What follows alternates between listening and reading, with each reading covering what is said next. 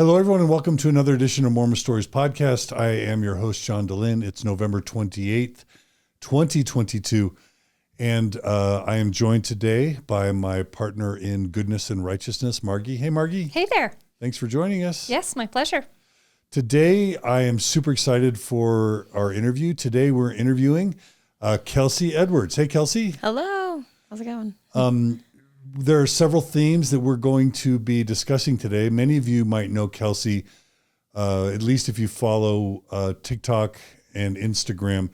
She recently released a song called Life in a Box, which is about her own faith journey. Mm-hmm. And it's a lovely song. I highly recommend it. It's available on Apple and Spotify. So that's kind of how I got to know Kelsey, is through that amazing song.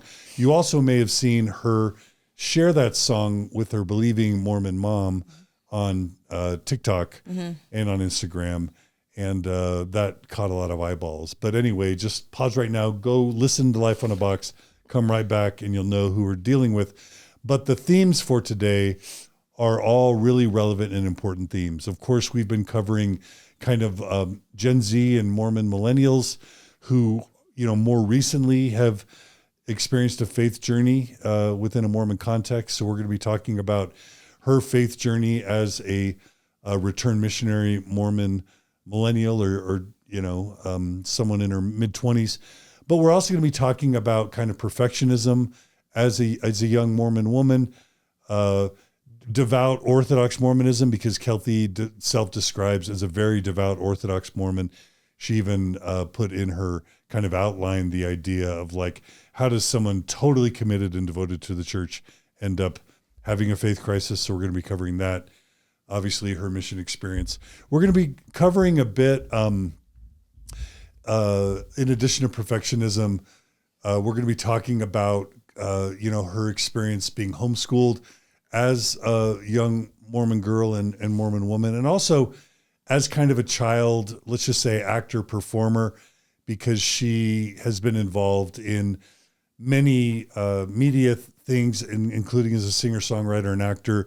Even the LDS Church, after her mission, used her in the I'm a Mormon or Light the World campaign. Lots of videos. lots of videos. Lots of videos and campaigns. So a lot of experiences being a child and a young adult media performer, singer-songwriter, actor kind of thing. And of course, we're going to get into her faith journey as well. But without any further ado, I give you actor, singer, songwriter, and she's known as Internet Big Sis on YouTube and on other channels. Kelsey Edwards. Hey, Kelsey. Hello. Hi. Thank you so much for having me. This is so exciting to be here. Oh, it's our pleasure. We're really glad you could make it, because normally you're in LA, right? Right. Yep. I live in LA most of the time now. I come to Utah like once a month for the holidays and family time, but mostly in LA these days. So. And and you're here for Thanksgiving, right? Mm-hmm. Yeah. Yep. Time with the family, Yeah. Yeah. All right. Well, one of the things we like to do before we begin, we know you have, as most Mormons who, as most Mormons basically have many believing family and friends, whether or not they're still active and devout in the church. And so what we'd like to do is always begin with giving you a chance to kind of share your intentions on why you are coming on Mormon Stories, because sometimes a lot of people might misunderstand why you would come on Mormon Stories. So do you want to start there? Yeah, I would love that. And I appreciate that opportunity as well, because I do have, many friends and family that are within the church and that still love the church. And to me, it's so important to still respect where they're at and to show love to them. And so my intention with being here is not to like attack or destroy or be unkind to anybody, but just to help create conversations and to like bridge gaps, between, people that believe one way and people that believe another way. And we can still love each other and we can still respect each other, even if we believe different things. And that's a really important thing to me, is being able to create those conversations, those spaces of openness and acceptance. Yes, my goal is just to create those spaces of love and openness and acceptance all across the board, open conversations, and to connect. Well, excellent. Well, thanks for sharing your intentions. That's important. And Margie, anything you want to say before we jump in? Just that I'm excited. I'm glad to be here today. Yeah. Yeah. All right, Kelsey. Well, I know you have a Texas story, and as a fellow Texan, that's exciting to me. Yeehaw. Well, what? Yeehaw. Yeah. Why don't you tell us where your Mormon story begins? Yeah, I was born and raised in San Antonio, Texas. That's where the bulk of my childhood took place. And I never went to public school. I went to a year of private school, and then my mom decided to homeschool us. Basically after kindergarten, I was homeschooled. So I was homeschooled all throughout my childhood years, all throughout my teenage years. And, I was raised in the church. I was very devout. And the homeschool group that I was a part of was kind of our social, resource, I guess, for lack of a better word. But we spent a lot of time with our homeschool group. And I think everyone in the homeschool group was also very, very devout members of the church. So it was interesting because I grew up in San Antonio, Texas, which is known for any part of the South has lots of different religions and lots of different belief systems and things like that. And yet, I was exposed to that occasionally through different friends growing up as an actor, but I still felt like I was very much in my bubble, for lack of a better word, of my homeschool group, everyone believing the same way that I did. And, I had friends that were Catholics, or I had friends that were Baptists and stuff like that. But, there was still because I didn't go to public school and I wasn't around kids every day that believed differently than me. There was still a lot of closeness within the belief systems and all of that. So, I'm curious, just a little bit of background on your parents. Were they multi-generational Mormons? Were they converts to the church? And how did they, do you remember how they met and also kind of what their professions were at the time you grew up? Yeah. My mom is a multi-generational member. Her relatives crossed the plains and, came to Utah and stuff like that, pioneers. And I think one of her relatives was Joseph Smith's bodyguard or something like that. But then my dad was a convert. He converted at the age of 8, and his family kind of was active at times throughout their life, but he was inactive at times throughout his life as well. Do you remember where he converted? He is from Michigan. So okay. he was baptized in, actually, ironically, both from Michigan, but did not meet in Michigan. They met in Germany, which is super random. But so my mom was born and raised in the church. My dad was a convert at 8. And then he kind of was inactive for most of his life, returned to the church in his young adult years. And it was at a YSA basketball activity, I believe, in Germany, where my dad was stationed there for the military. And my mom was over there visiting her brother, who was stationed in the military in Germany, in Frankfurt specifically. And so that's where they met, was at a YSA basketball activity. And my dad had recently come back to the church at that time, and they dated and fell in love and had What were they doing in Germany? My dad was there in the military, and then my mom. What was his, do you know what he did for the military? He was in the Army. Okay. He did, I guess, some top secret stuff. Okay. Stuff I don't really even know about. Things she can't talk about. That's exactly. Okay. He's always if I told you, I'd have to kill you. Okay. I'm I don't know if you're kidding or not. But he was in the military for quite a while. And that's, like I said, my mom's brother, my uncle, was also stationed in the military in Germany. So it's kind of crazy because they both were born in Michigan, but they didn't meet there. They met in another country. Okay. So they, No, keep going. Are you going to? Oh, okay. So they met in Germany and fell in love? Mm-hmm. Okay. Yep. And had my oldest brother there. I have 2 brothers, an older brother and a younger brother. My older brother was born in Germany. And I guess that's where I was conceived.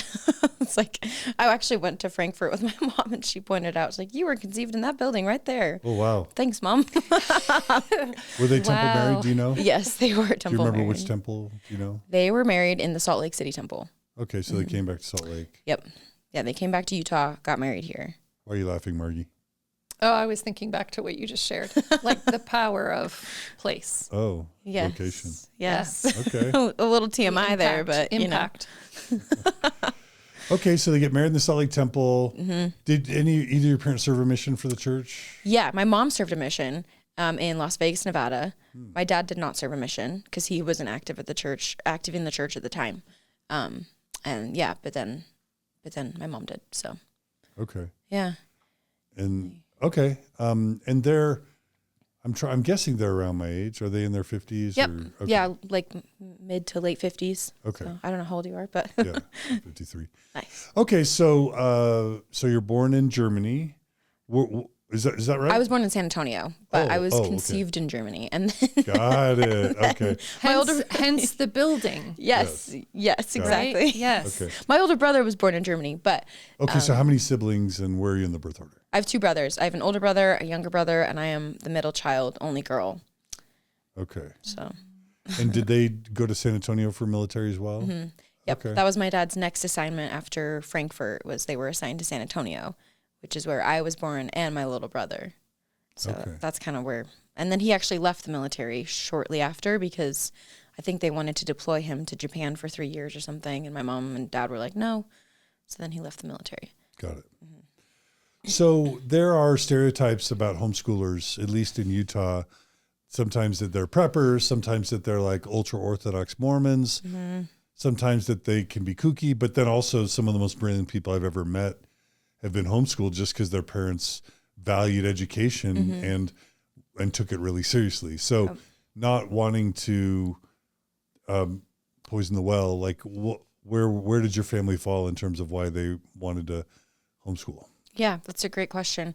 And I will say that those stereotypes are not just in Utah, like they're in Texas too.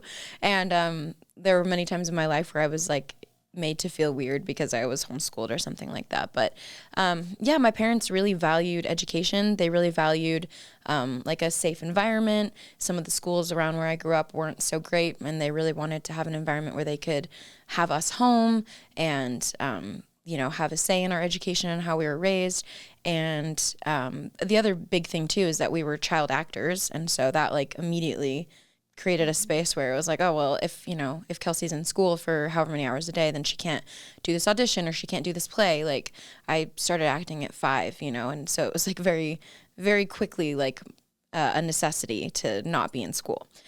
So it was like a combination of those things. It was like, let's keep the children home. Let's like have them close. Also, my mom is so kind and has always said like, I don't know why people always want to send their kids away to school. She's like, I want to spend as much time with you as possible. So it really like always meant a lot to hear that growing up. Like my mom wants me close and she loves me, which is why, we have this. So, but yeah, then like acting and dancing and modeling and all the things that I did as a kid. So yeah. I've always wondered how parents decide that their kids are going to be child actors. Like, were your parents performers? How did they catch the bug? Right. What occurs to a parent to kind of set their kids down that road? Yeah, as far as I'm aware, my mom also did theater in high school. Like she acted a lot in high school. She did plays. I think my dad and her were maybe in a play at one point in time together. And so they both like had a love of musical theater, acting and things like that. And there was a children's theater in San Antonio. It's called the Magic Children's Theater. And they were casting. Well, that was when I was 7, actually. I started at a different theater before them. But there was like a children's theater that was casting a show called Little Luncheonette of Terror. It was like a family-friendly version of Little Shop of Horrors. So they were casting like kids and things like that. And my mom got me into an audition, and she used to like rewrite all of these songs for me. Like she would rewrite Sound of Music, the song like I am 16 going on 17. She rewrote a version for me as like a 5-year-old or 6-year-old that was like I am 6 years going on 7. She would have me sing all these like really cute songs for my auditions and stuff like that, and I don't know, I guess it worked. So they I got cast in a couple of these shows as a kid, and that was the start of it. And when I was 7, actually I was the lead in a play called Lily's Purple Plastic Purse, which is based on a childhood. Kevin Hanks, right? Yeah. It's like a child's storybook. And everybody else in the cast was an adult. I was the only child in the whole cast, and I was 7 years old, and I played Lily. So it was just like, I think it was one thing after another when she started getting me into acting, and then these opportunities came up, and I fell in love with it, just kept going. So would you say that if we were thinking about your family and family culture, that this was a big piece of your family culture, this kind of it sounds like a lot of your interests or hobbies played into or allowed for you to develop more as an actor or have more skills. And was that true for your brothers too? Mm-hmm. Yeah, I mean, absolutely. I am so grateful to my mom and my dad for that, because it's very rare that you get introduced to your passion at like such a young age, that you find the thing that like fuels you as a 5-year-old. Like, that's crazy, And I thank her for that all the time. Like, thank you for encouraging me to follow my dreams, to find this creative medium that I love so much. And my brothers were also actors. They would like act in the shows with me. Actually, we did a lot of plays together.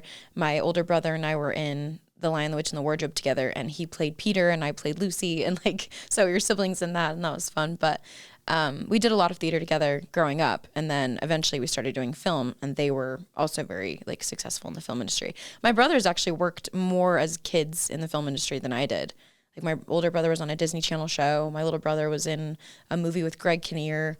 Like, they did a lot of, and a Sprint commercial that like ran for a long time. So, but yeah, we all were in the film industry and like loved it very much. And it was a very like integral part of my life and my childhood, for sure. So what I'm hearing kind of is that it was a pivotal part of your family culture. And it seems like you're kind of saying it was a good fit, because that's not always the case, right? With children starting young, or when it's coming from the parents onto kind of children.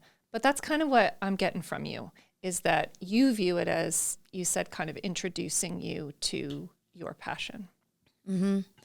Yeah, I would definitely say that. Like, and that is something I'm really, like I said, I'm really grateful for that, to have found that love and that passion. And it's a very unique childhood, like not a lot of kids are like moving to LA at like 10 years old to pursue like an acting career. And like, I auditioned for like Willy Wonka and the Chocolate Factory, and Because of Winn-Dixie, and like, all these really big Hollywood films. Like, I was auditioning for these movies as a 10-year-old. And that is like it's a unique way of growing up, and I have my mom and my dad to thank for that, because they made a lot of sacrifices for us to be able to do that. We would go out to LA, my mom and my brothers and I, we'd stay with one of my aunts, and then my dad would stay home and work. And, at the time that was really hard for them to like be apart. And they made a lot of sacrifices for us to have the career that we have, or that I have now. And, I did a lot of like child modeling. I was doing runway modeling. I was performing in like talent shows and singing and all of this stuff. And it's like, I think about that a lot. Like, my mom gave up a lot to like have her kids like have their dreams. So I'm really thankful for that. There's this also stereotype or preconception people have of like, John Benet Ramsey moms, or like Michael Jackson's dad, or Taylor, who is it? Britney Spears, like parents that are over involved, that are mean or abusive or domineering, or living vicariously. Yeah, exactly. Through their kids. And of course, we're not wanting you to throw shade on your parents, but I imagine that can be a delightful dynamic, to have your parents supporting you in what you love, but it can also be tricky. So what can you say about kind of the parent-child dynamic? Yeah, I do see a lot of that, like the stereotypical like stage mom kind of thing.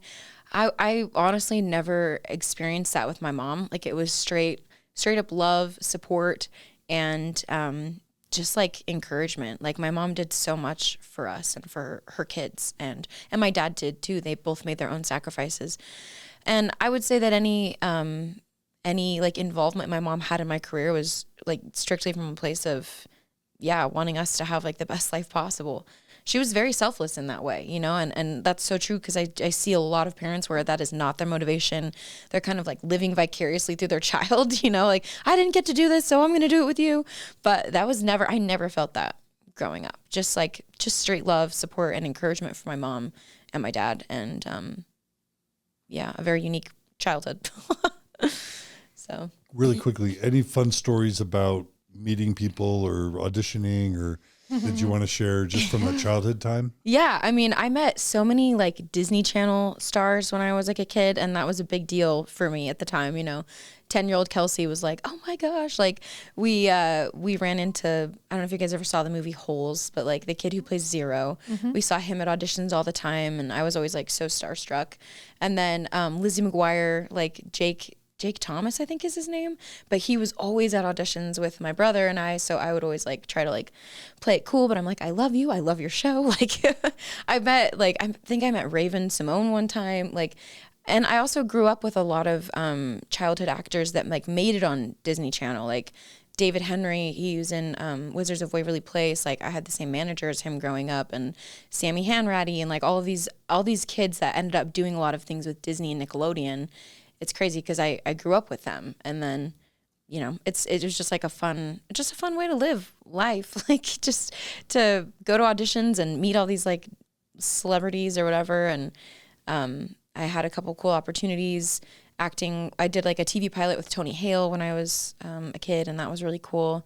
And just met a lot of really awesome people and had a lot of cool auditions. My hamster died when I was in LA. My dad was supposed to be watching my hamster, and that was like one of the most traumatizing stories of my childhood. Just like I had this really big audition and I did well, I guess. And then afterwards my mom was like, "I have something to tell you."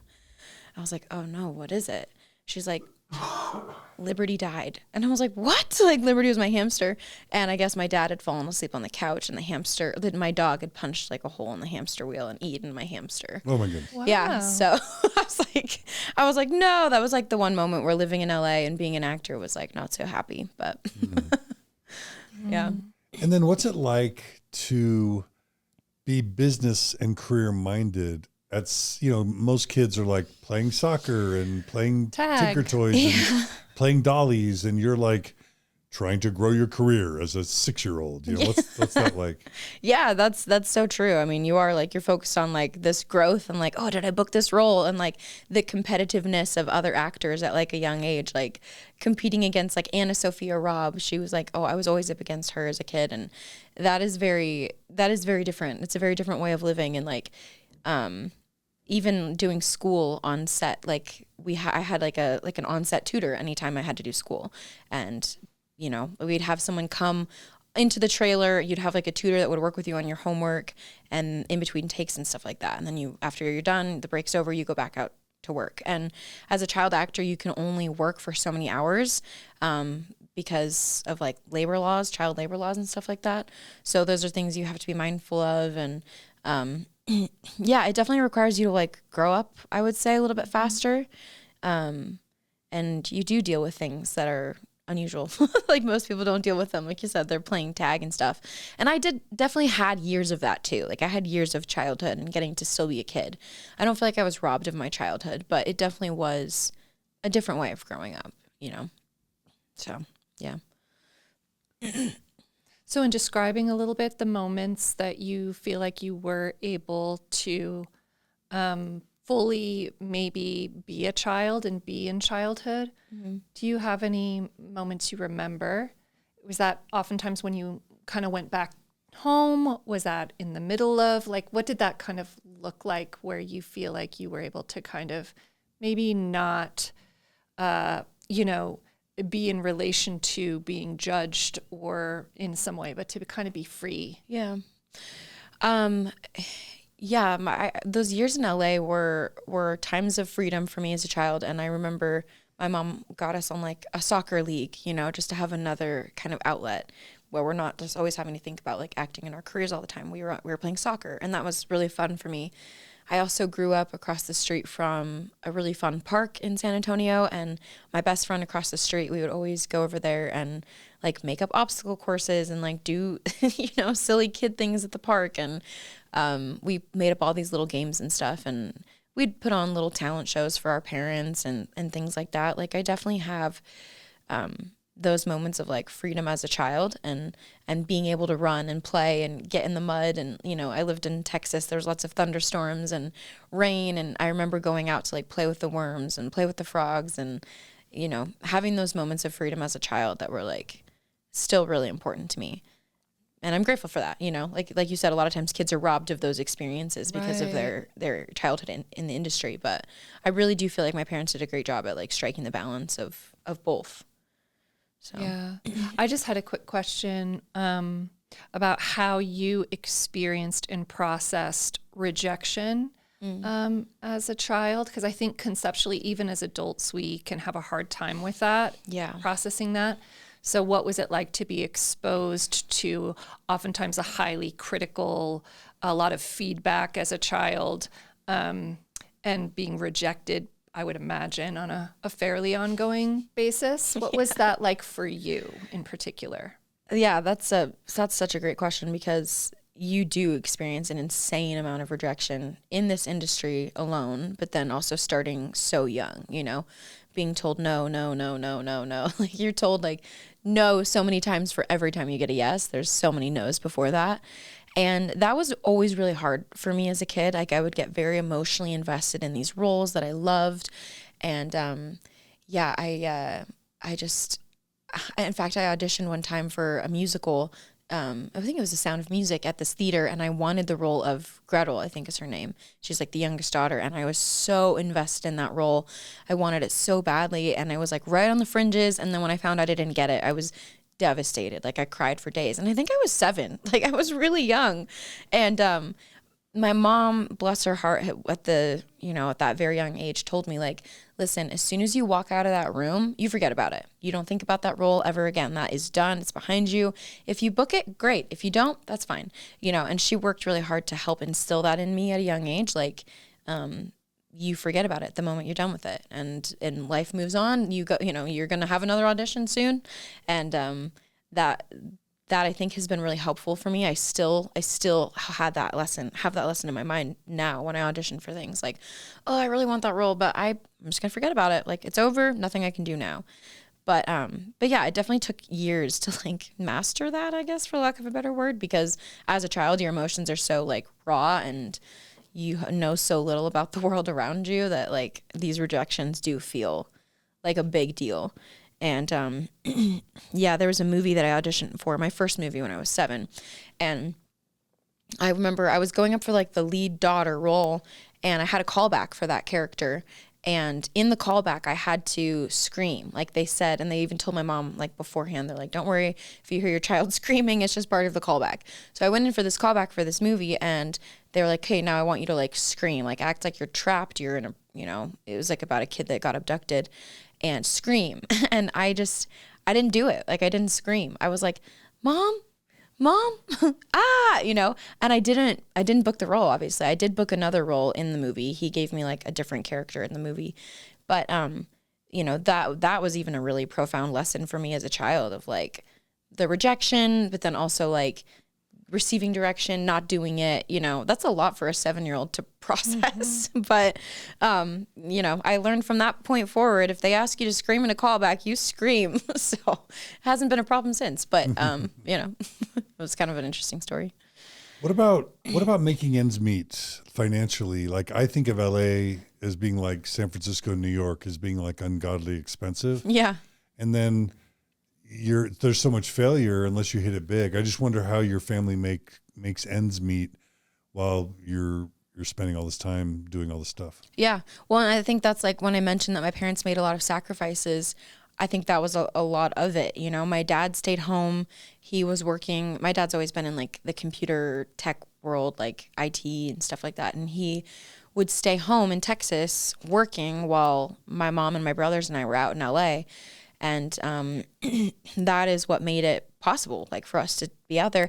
In fact, I was actually just talking about this with my mom the other day. She said, there were times where like we would book gigs, and like that money that like we booked from a commercial or we booked from a movie, like some of that money would go towards helping us stay in LA, And so it was like a combination of like my dad working and then us like booking our work that like made it possible for the money that I made from this paycheck would go towards my next round of headshots or like my next acting workshop or whatever it might be. So yeah, I know that they put a lot on the line, and my dad's mentioned that too. Like we made a lot of sacrifices for you to like have that kind of lifestyle. So, that was a lot for them. I'm Did grateful. it feel financially stressful all the time? Were you like homeless? No. Living in...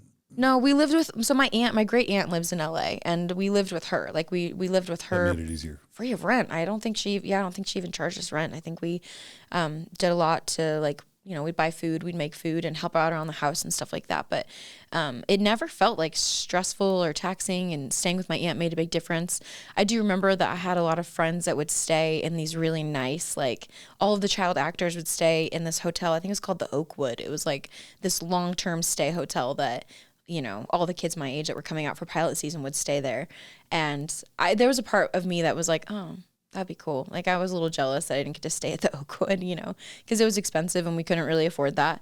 But we did have a free place to stay, and that was a gift in and of itself, even if it was across town. Like, she lived in El Segundo, which is like on the opposite side of LA, you know, and all the other work is like up near like Burbank and in that area. But we'd have to travel across town every single day for these auditions and stuff. And I know the gas money got expensive and stuff, but they always found a way to make it work. I don't know.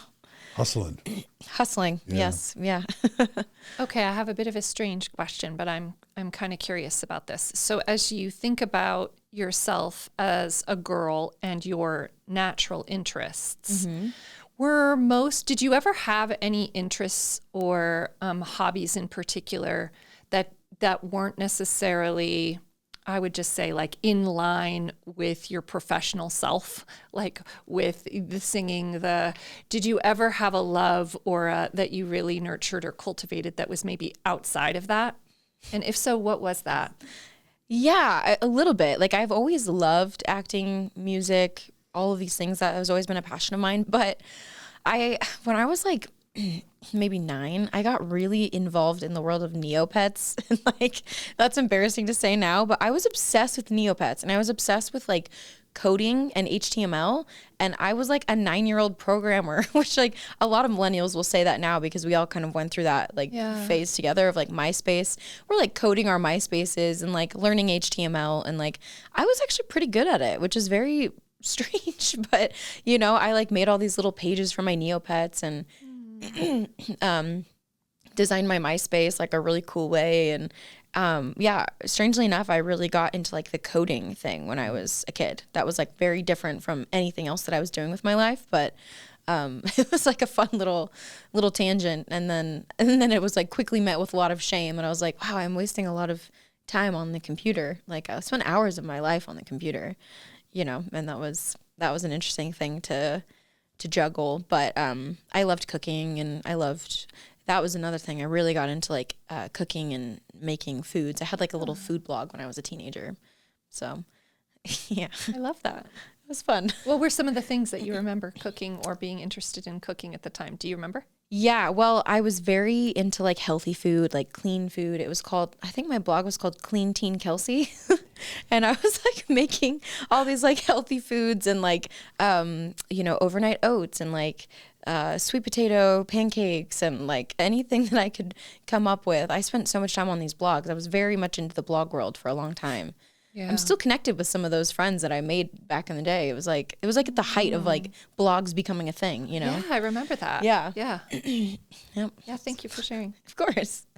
So how did Mormonism influence your family during these childhood and early teen years in terms of like church attendance, prayer, family prayer, scripture study, family rules, family culture? How did Mormonism show up in your family? Yeah, we were always very devout, like very strong in the church. Most of my family, you know, really was. And we were the family that would like wake up early and have like scripture study. And my mom was a seminary teacher for a really long time. And so like we'd wake up at 5:30 in the morning and go to seminary and do all that. Cause in Texas, you have to do early morning seminary. It's before school. But we were, super faithful. We never missed a Sunday. Like, you know, my mom held lots of teaching callings her whole life. I was in a lot of leadership callings as a teenager. I was always like the Beehive president or the My Maid president or the Laurel president. And I was on the Stake Youth Committee for a very long time. And, you know, like all these like girls camp leaders and things like that. Like it influenced my childhood in a lot of ways. And I was, did my faith in God all the way, like twice. I think I did it like multiple times. It was very interesting. And it's funny because our time in LA was actually some of the time that I felt the most like guilt over like, oh, we didn't go to church as much. Or like, I remember like we were drinking caffeine a little bit more and I was like, oh no, like this is not good, And then when we came back to Texas and I was able to get back into like my routine, like, okay, yeah, like I'm studying my scriptures, I'm praying every day. And I really did do that my whole childhood. Like more than anybody in my family, and I'm like, my mom has said this to me, is like, I studied my scriptures every single day. I prayed every single day, morning and night, like very, very devout is like the best way I can describe it. I was all in 100% of the way. Okay. Yeah. Would you pray that you would get roles kind of thing? Yeah, definitely prayed for roles. Absolutely. I think for that Gretel role that I talked about with Sound of Music, I prayed for that so hard. Oh, it's funny. Do you remember being mad at Heavenly Father that you didn't get the role? I think a little bit, just in my like childhood mind of not understanding things. But like, yeah, I think there was a little bit of frustration of like, oh, why didn't I get that? But then you quickly learn, that like it's God's will, not your will, and all of those things. So I learned to let go of that, but I definitely prayed for roles for sure. Yeah. Okay. All right. So is it time to move? Anything else about your family or church life before we move into your teen years, or do we cover? Yeah. I mean, I think that's most of it. It just was a very like prevalent part of my childhood is really the best way to describe it. And I loved the church and I loved the gospel and I, was very, very passionate about it all through my childhood. But I would say that like most of the intensity of like me finding myself kind of happened in my teenage years at that point. So I guess perfectionism is probably an early theme that develops into your age 13 where that starts to become problematic. Should we go there? Yeah. Okay. Let's talk about it. I mean, and maybe there might be a warning, a trigger warning, because we're going to talk about eating disorders. Mm-hmm. Is that right? Yeah. Okay. Yeah, absolutely.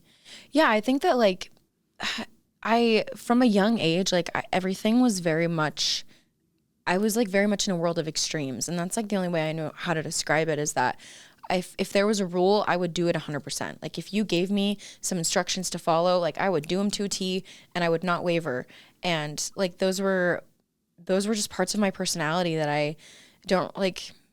I don't know. It's crazy to think about that, but I was so all in all the way, no matter what it was. Like, and I was such a Molly Mormon, for lack of a better word. I like the perfectionism thing was so important to me, being like very righteous and being as, good as possible. And I even remember someone from my homeschool group messaged me on MySpace when I was like a teenager and was like, people like you are the reason why people leave the church. Like you're such an obnoxious Molly Mormon, like you're like, you push people away from the church. And I thought that was, obviously I was really hurt by that at the time. But now I can see like how intense I was. And I was very, very, very perfect. It always had to be about perfection. And I think that there was a lot of like shame mixed in for me as well with like my body and like body image and modesty. And it's like this kind of like this melting pot of like I feel shame about my body and my body image, and I don't like the way that my body looks. And then also I have been taught my whole life to hide my body and to be afraid of it and to be not afraid of it, but like to hide it. Yeah, that's a better way of putting it, is like, modesty is your responsibility, and like modesty is, you need to dress a certain way so that like when I was a kid, I was told that by some women in my homeschool group, like, you shouldn't wear skinny jeans because you can see the shape of your leg. And like a man or a boy like might have feelings about that. And so like I grew up thinking that skinny jeans and leggings were wrong, and I just like hid my body for years in like baggy clothing and knee length shorts and like huge shirts. Like even if I was swimming, like I never wore a swimsuit. Like I truly did not wear a swimsuit for like my entire life until I was like maybe 23, because there was so much shame around that. And yeah, just like knee length shorts and big baggy t-shirts, which is like, and other people around me were wearing swimsuits. I don't really know why I internalized it so deeply like that, but I did. And the perfection just like reared its ugly head in a very large like way. And by the time I was 13, like I found myself very deep into an eating disorder. Like I was starving myself, you know, again, trigger warning, but you know, I had like really strict restrictions on myself. I couldn't have more than 500 calories a day. And I lost weight very quickly and was very unhealthy. And like my hair was falling out and like my nails were all brittle. My skin was yellow. Like it was bad. It was really bad. And I just remember a lot of like the shame and stuff from people who didn't understand either. Like people in my homeschool group who had comments about me or things like that. So yeah, it was a really tough time in my life, and it stretched on for a long time. And probably until I was like 15 or 16. And then I had an obsession with healthy eating. So there's just like a lot of extremes, you know, and I think that like that was all amplified during those like childhood, teenage years of just like perfectionism and extremism. And now, you know, and this is kind of common within eating disorder, is that you can start somewhere, like on an anorexia, and then you can kind of shift and move to a more orthorexia, which is kind of that healthy eating, which honestly you get some social approval or can get social approval for both. But orthorexia is kind of really widely spread because, especially on Instagram or other places, because it's so difficult to kind of detect, and it kind of parades as I'm healthy. Look how healthy I am, right? Yep. So I had a question for you around, because there's kind of perfectionism. I'm just noticing the layers now come together a little bit with childhood, you probably being directed, having directors tell you kind of what to do, and you showing up for others in that way, and then a layer of religion on top of that. So where you're also being told, right, how to kind of show up to be valued, to be maximally valued, to be maximally virtuous, particularly as a woman. So did you feel that kind of growing up, a lot of input from people about how you should be? And was that, I'm hearing body image too, and that to me, I'd like to touch on separately, but this idea of how your purpose in the world in showing up, it just feels like starting early as a child, you were getting so much incoming and preferences about how people wanted you to show up. Yeah. That's a really great connection. Like, I don't know if I've ever even made that connection myself, but that's, a really great point is that from a young age, I learned, how to show up in the world, also how to present myself a certain way, you know, how to like look a certain way or act a certain way such that I would be liked in the most, significant way, or that I would get the role, or that I would be appealing to somebody else. And I think that is something I hadn't really thought about actually, but yeah, I did learn those things at a very young age. And then it kind of, like you said, through that religious layer as well of like, these are the expectations, and these are the commandments, and this is the way that we want you to show up, and this is what we want you to do, X, Y, and Z. We want you to not do X, Y, and Z. And if you do those things, then you're righteous, and that, you can be living the gospel and be with Heavenly Father again. And and again, like if you give me those things, if you gave me those rules, you give me those guidelines, I was going to do them all the way. Like I knew how to do that. Like I knew how to do that well. But yeah, that really probably did play in a lot to some of the issues that I was dealing with like body image and also like as an actor, you're expected to look a certain way. Like your body has to look a certain way. And that's hard in the media, especially in the time frame that I grew up in. I think now it's a little bit more a little better now. We have more of a space of like open-mindedness towards different body types and stuff like that. But when I was growing up, it was still in the very like, Britney Spears, like super thin type era. And if you didn't have a body that looked like that, like you're out. You can't be in the media, you have to look this way. And I was kind of heavy, like when I was like 12 or 13, and I would get teased a lot. And so I think that like the eating disorder also developed as like a control thing and like a way to show up as like the way that people expected me to. And a way of control, maybe. I don't know if I was talking about that with my mom the other day. I feel like there was a lot of things in my life where I I felt like maybe parts of my life were slipping out of my control, that I didn't have as much control. But I did have control over how much I ate. And I did have control over how many calories I consumed. And I had control over how much exercise I did and, you know, how many calories I burned during exercise. And like, I kept count of those things like meticulously, you know. We'd exercise like after seminary and I would like count all my calories on the elliptical and all of my young women's basketball games. Like I burned 700 calories in a basketball game and I was like so stoked about that, you know, and then I would let myself eat after. It's just like crazy. Yeah. Yeah.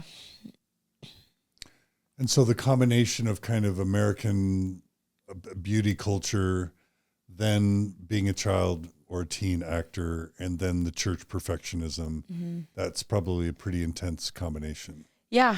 I think it was just a really tough melting pot for me in that phase of my life, and how extreme I was and how much I leaned into the white. You know, it's like, if you give me black and white, I'll be white all the way. Like, you know, stay far away. And like, that was, just a really toxic part of like my brain. And I don't blame anybody in particular for that. You know, I'm not like, there's no one that I hold responsible for that except for myself and my own like lack of understanding about things at the time. But it was that was a tough combination.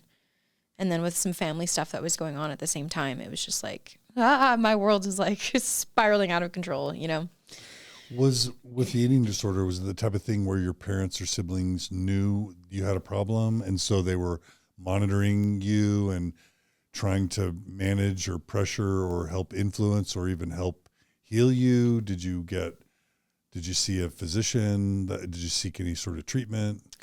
You know, it's funny. I talked about this with my mom yesterday because she's actually a therapist now, and she said like, I didn't know what to do, you know, and she didn't, and nobody did, you know. We had such limited information at that time. We had some family friends that like their daughter had a really severe eating disorder and had been hospitalized, and like it was very expensive. And my mom, you know, did her best to like lovingly encourage me, but didn't have the skills at the time to know how to handle that. And she's like, you know, like I said, she's an incredible therapist now. And she's like, if I had known now, I would have put you in therapy. But at the time, it's like, you only have what you have. So honestly, I never went to treatment. I never went to a hospital. But at one point, my mom had said to me, if this doesn't get better, if you don't kind of like figure this out, you're probably gonna have to get hospitalized. And that scared me so badly that I quickly, like, I don't know how I did it, but I found a way to like kind of bring things back together. I remember I was looking on this website. This was when the switch flipped for me, is like, there was a bunch of posts of family members of people that had passed away from anorexia. Like they'd starved themselves to death, literally. And I don't think I quite knew that was possible. And I read that, and I just like, even now I'm like, I feel myself getting emotional because that was so profound for me that I was like, I could literally die from this. Like, and at this point, like, is my life worth being skinny, you know, which is more important. And that like shifted everything for me. And I started to find ways to like incorporate food back into my life in a healthy way. And of course, like I said before, that is when the switch kind of happened to orthorexia, and I became really obsessed. I found clean eating, and I was like, okay, yeah, if I'm gonna eat food, I'll just make sure it's super clean, you know. And I like really became obsessed with that, which is when I started my blog and everything like that. But yeah, to answer your question, I didn't ever have any forms of like treatment. I just kind of self-treated in a crazy way. Yeah. And you kind of were scared into getting better. You were scared into getting better. Yeah. And again, that was never my mom's intention. Like, she had the best of intentions. And I knew that she was scared and she didn't know what to do. And I think it was her way of saying, like, I don't know how to help you. And at this point, like, if things can't change, like, we do need to put you into a hospital, you know. It came from a place of love and not like threats. Yes, exactly. Yeah, it wasn't never a threat. It was just like, I don't know how to handle this. So, but it was probably the push I needed, to be honest. So I think oftentimes something tricky that happens with anorexia, or when you make a switch with eating and there's some type of physical difference to people, is that you actually can experience a lot of positive reinforcement. I'm curious actually what your experience was as you started to kind of deny yourself control and move and kind of the results of that? What was your feedback as you did that? That's such a great point, because there was so much positive feedback. People would tell me all the time, like, oh, you're so skinny. Like, oh, you're so skinny. I remember my dance instructor saying, like, your thighs couldn't touch if they tried, you know? And that was like a medal of honor. I was like, oh, wow, like I have a thigh gap, like cool, you know? And, like all throughout, like when I was 14, I was in this movie, and like all the girls would tell me all the time, like how skinny I was, and oh, you're so thin, you're so like tiny. And first off, I didn't believe it, which is very interesting now to look back and see those pictures and those videos of me at the height of my eating disorder and how thin I was. And I still thought I was so heavy. But yeah, those comments of validation of like, oh, you look so good, you've lost so much weight, like, wow, you're so thin, really drove me. And it was like a game I played with myself every day. Like, how little can I eat today? Like, how much can I get away with today? And if I wanted to have pizza at the end of the day, I would make sure that I saved all my calories up for the entire day, and that the only thing I ate at the end of the day was pizza. And like that, maybe a slice of birthday cake if it was someone's birthday. But it was a game. It was like, wow, I'm loving this validation so much and this positive feedback that I'm getting, and I can keep doing this. And like calorie counting was a game, and like it was like, okay, well, if I spend 100 calories on an apple, then okay, I can't have the calories on like celery later, you know? Like I measured everything obsessively, and yeah, it was, my friend even told me that one time, sorry, I spent the night at her house, and she's like, sorry, I don't have a measuring cup for your cereal. I know you like to measure everything. And I was like, whoa, is it that obvious? Like, yeah. Yeah. Well, thanks for sharing. And it is, as far as mental illness goes, it is one of the most difficult to treat, one of the most treatment resistant, and most fatal, honestly, of all the mental disorders, mental illnesses. And so I'm so glad that in your case, you were able to get better. Me too. Yeah. Thank you. Yeah, it is it's a long lasting wound, but healing is definitely possible, you know. It's one of those things where you're always in recovery sort of thing. Yeah. Yeah, you always have to be mindful of your triggers, and that's why I'm grateful you're putting a trigger warning on this too, because like if you're not prepared and you hear something, you're like, bah, you know, your mind like reverts very quickly. So yeah. Thanks for sharing. So you said you hit a role, you were in a movie? Yeah. Yeah. I was in a movie when I was 14 called Minor Details that was really fun. It was like a very significant part of my teenage years. My mom and like a couple of her friends who are also in the film industry, her friend Sally wrote it, and then they produced it together and then cast all of us as the leads. So it's kind of funny that like it was a movie made by a bunch of moms, but like it honestly did very well. It was on Netflix for a decade. It was like in red boxes all over the country, and like it did really well globally even too. Like there's girls around the world that still watch that movie.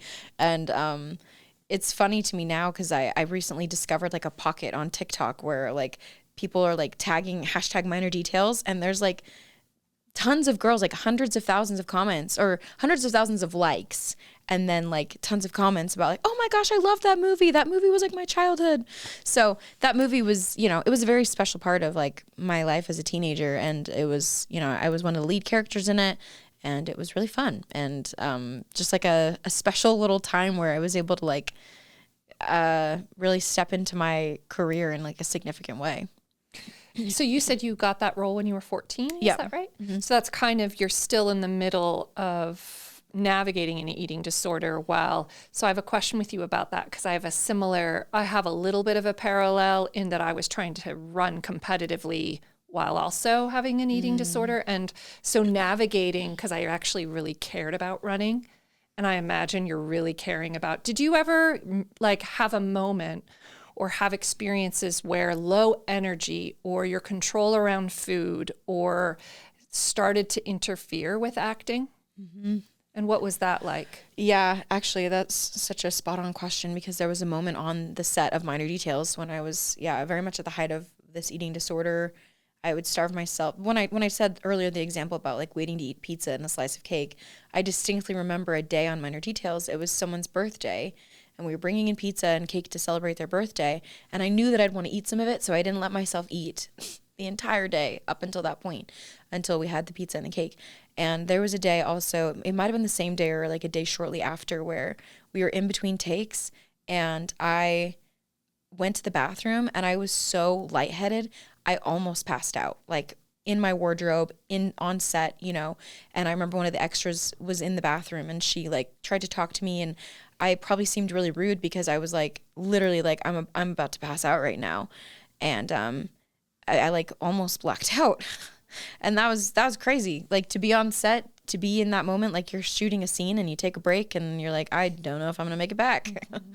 Yeah, that happened. That was like the most distinct moment that I remember, but it did happen a few times, where like my inability, I was weak, you know, frankly, I really was. And especially the times when like my hair was falling out and like all of these things, like you don't have a lot of strength to navigate those like long hours on your feet. So. That's right. Did it ever push you to kind of course correct a little bit, or to change some of your behavior to have a little bit more energy, or did that kind of take some time? That took time. I think at that phase of my life, I was still so excited about like getting skinnier and like being able to like be in a movie and feel good about the way that I looked, that my motivation was stronger there. Yeah. Than it was to like, you know, actually take care of myself. I was more motivated by like the way that I looked at that time. But eventually it got there, you know. Eventually when I came across like that website and I realized like you could actually die from this, and I was like, oh, this is serious. Like, you not only that, but like, you know, you could, I don't know, like you could not have kids, you could not be, there's a lot of things in your life that you may not be able to do from destroying your body through starving it like that, you know. And that like woke me up for sure. So obviously there are plenty of people in the world with eating disorders that weren't raised Mormon. Mm-hmm. So if you had to think about whether it's the modesty stuff or the law of chastity stuff or the body shame stuff or even sexual shame stuff, if I gave you three choices, Mormonism was, you know, bad for your eating disorder as a teen, it was neutral to your eating disorder, or protective or healthy for your eating disorder, would you even have kind of an answer to that question? Yeah, I mean, I would never blame the church for my eating disorder, but I do think there are elements of the church that played up parts of my personality. Like I said, the extremism, the intensity, the like heightened like perfectionism, I think was played up by my relationship with the gospel and wanting to be the most perfect, righteous person I could be. And as a result, those intense parts of my personality that were so like brought to the surface really impacted my eating disorder. So I think, yes, I do think that there was a correlation, not necessarily a causation, but like I would say there's a correlation because so much of my life and my identity was wrapped up in the perfectionism and being the best possible like saint that I could be, you know? And so then that impacted other parts of my life. And it wasn't just my eating disorder. It was also like school. Like I would get really stressed out about school. I cried a lot when I couldn't like figure out math problems, and like I had to have straight A's, you know. It was like I just had to be the most best version of me in any area of my life, whether that was eating, the church, school, my career, like whatever it was. It was just like extremism in all of its forms that I think was exasperated a little bit by the teachings of the gospel. Yeah. Always having to prove yourself. Yeah. I mean, just always needing approval and like wanting to, be perfect. And yeah, I had like a goal as a kid to like get translated, you know, like that's. We'll tell half our audience isn't Mormon, so tell our non-Mormon audience what you mean by that. Well, there's like, you know, stories in the scriptures where like people who are so righteous and so worthy that like, and I can't even remember who was translated anymore. Was it? I don't remember. Enoch, city of Enoch. Yeah, that was it. Yep. And I was so excited by that story in the Book of Mormon because I was like, that's my goal. Like I want to be translated, which means you're so righteous and so pure that you can't be on this earth anymore, and the Heavenly Father has to basically take you up to heaven to be with him because you know you're too good for this earth, basically. We used to call it being twinkled. You know, like twinkling of an eye. Yeah. You're not killed. You just immediately change from like a mortal state to a resurrected heavenly celestial state. Wow. It's just like, you're just so righteous. You've proven yourself. Heavenly Father's going to bring you straight to heaven. Twinkled. Do you get to look twinkly, like as you're brought up? Like maybe you do get to twinkle? You're like a shining light of brilliance, I imagine. Yeah, I mean, that all sounds really lovely. And that was my goal. Like, that's what I wanted. I wanted to be twinkled. Or like, you hear, like, there were stories, I think I heard in like seminary of this saying of like having your calling and election made sure, which is basically like, isn't that when God like appears to you, or like an angel appears to you, Jesus himself, Jesus and says, you're so righteous that like you will be in the celestial kingdom with me. And that, like, I just remember getting so excited about that idea as a teenager. Like, that could be me. Like, I want that to be me. That's my goal for my life, is to be translated or to have my calling and election made sure. And that's how important it was to me to just be like so righteous and so perfect. And it drove every decision that I made. Yeah, high demand religions are feeding grounds for people with scrupulosity, religious OCD, right? Perfectionism. That was me. Absolutely. My mom used that word to describe me actually yesterday. I was talking to her about it. She's like, I didn't know what that was at the time, but that's exactly what I was. Yeah. Religious OCD. I don't want to describe myself as like having OCD tendencies in any other part of my life. But when it comes to like religion and like maybe like grades and stuff like that, it was like, that was definitely a part of it. Yeah. Okay. So let's talk about your Mormon journey as a teenager up through the end of high school, and your family, and any stories you want to tell about your Mormon journey. And you can throw your acting career stuff in, whatever you want. Yeah. As well. Okay. Take some water. Yeah. Super curious about. And are you staying in LA by this point in your teen years? So take us through that.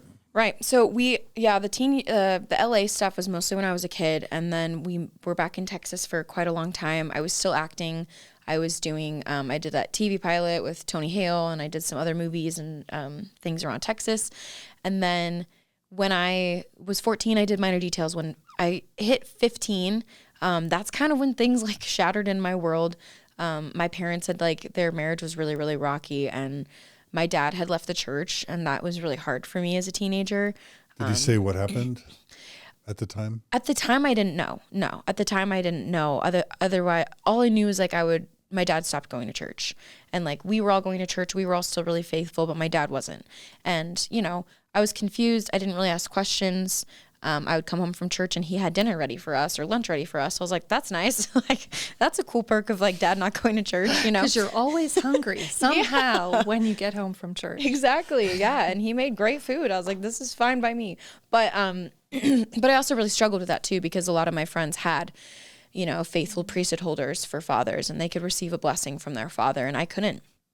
And that was difficult. My dad wasn't a part of my teenage years in church or any of my times I would give talks or if I would teach a lesson. He wasn't there for that, and I resented him a lot for that. And that's it is what it is. But he left the church and was dealing with a lot of his own demons at the time, and yeah, I have sympathy for that, but it was really hard to not have my dad be in my life at that point. And we'd come home from church one Sunday when I was 15, and he was gone. He just left, and had left maybe a note for my mom or texted her or something like that he was gone. And that was So he left the family? Yeah, he was gone. Just no warning. And that was really hard for me. And, I was already feeling so much sadness and disappointment over his lack of involvement in my life and his lack of church attendance and things like that. And then he left. And I want to pursue that, but I want to ask a question beforehand. Yeah. How does it, knowing how central Mormonism is to an Orthodox Mormon's life, yeah. It's not we're Presbyterians and we'll go when we feel like it. It's interwoven into every aspect of your life, your identity, your parents' marriage, your community, your everything, right? Your morality, your spirituality, it's your all. How does it happen where a parent stops going to church, but it's never explicitly addressed? I'm a bit more of a direct person. So like in my family, it's like, let's all sit down and we're going to talk about, Dad, why'd you leave? What were the reasons? Let's get that's kind of how our family tends to deal with things.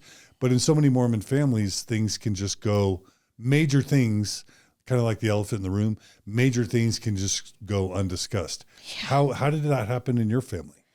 I think my parents had plenty of discussions about it. I know that my mom and my dad had lots of their own arguments and lots of their own fights over it that I would hear, but You could feel the tension. Okay. Absolutely. So you did have a sense yes. then that there was, I was curious if you were blindsided or if you had a sense that things were difficult between them. Yeah, I knew that things were difficult. I didn't expect what happened to happen. I'll say that, but I was blindsided in that way. But I knew that things were rocky with my dad, and he was going through so much of his own stuff that he just wasn't that involved in our lives for quite a long period.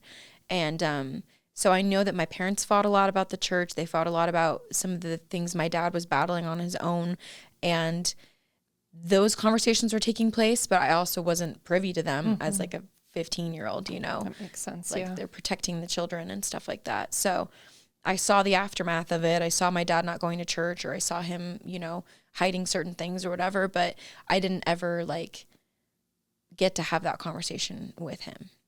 And I think that there was so much disappointment from me at that time. I don't even know that would have been helpful, because I judged him so much. I really did. It was really hard. So he would have felt massive disapproval from your mom and from you. And I think he did already. I think he really did feel that disapproval from all of us, even if I didn't explicitly say it.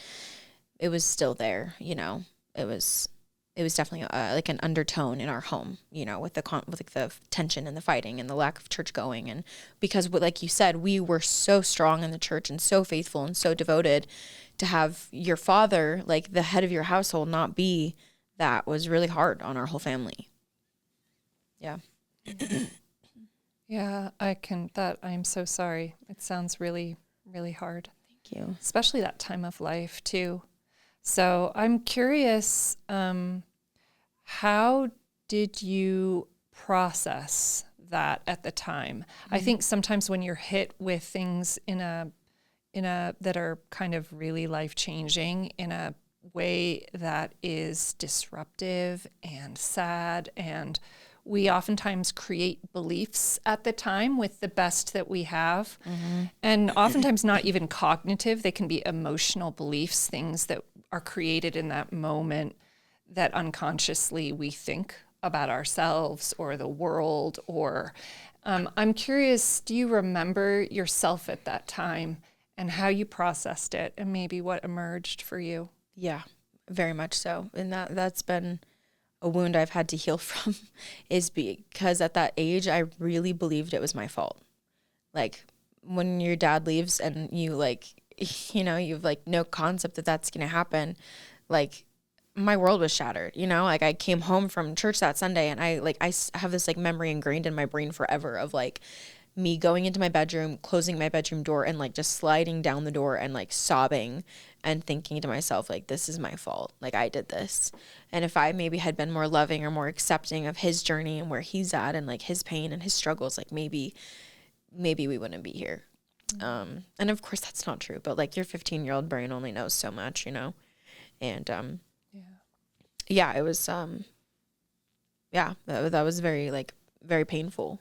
And a lot of shame with that, this whole family falling apart. What could I have done differently to stop it? Yeah. Has your dad been able to give you any insight into what was going on for him at the time? Because I think it's okay in the timeline if you can tell us what he was dealing with at the time. Yeah, and I only discovered this a few years ago, so it's been carrying this weight for a very long time. But my dad was in the military, as I mentioned, and something I didn't know is that he's had severe injuries his whole life, and I did know that. I did not know that he was actually very strongly addicted to opioids and painkillers, and that was affecting every part of his life, every part of my life, And it was just yeah, very impactful for my entire childhood. And now all the years that I see that my dad was not present, he was not around, he was not aware, he was not connected to our family.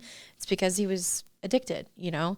And, Was it OxyContin? Oxycontin and, fentanyl. And like, there's another one that I can't remember the name of, something with a K, maybe. I don't know.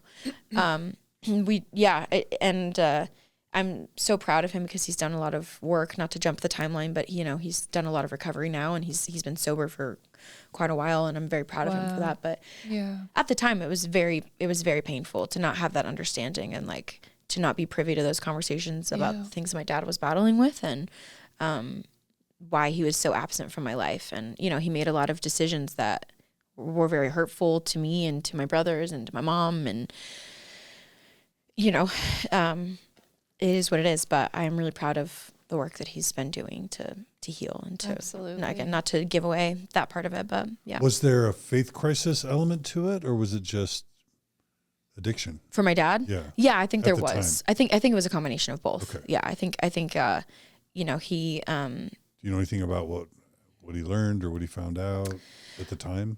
A lot of it was the fact that my dad couldn't actually sit in church for hours at a time because of his back injuries. Right. And he wouldn't go to church for the full length of time. He really struggled with the way that people talked about him in our ward at the time. Like there was a lot of gossip from church leaders. There was gossip from like church members. People would talk about like, oh yeah, you know, you see him leave again, or, you know, you see him not come to church again. Like, and there was like some bishops, I think, that were very unkind to my dad and that were very like abusive in that way. And just a lot of pain. Like he had a lot of pain from members. And that's his story, you know. It's like, it's not my story, it's his, and I respect that and his own journey. Right. But that was a lot of it, was just like the pain from the people. And I think he like slowly, that pain just built up over and over the years, combined with the addiction, combined with the tension between my mom and him, and you know, his world was falling apart.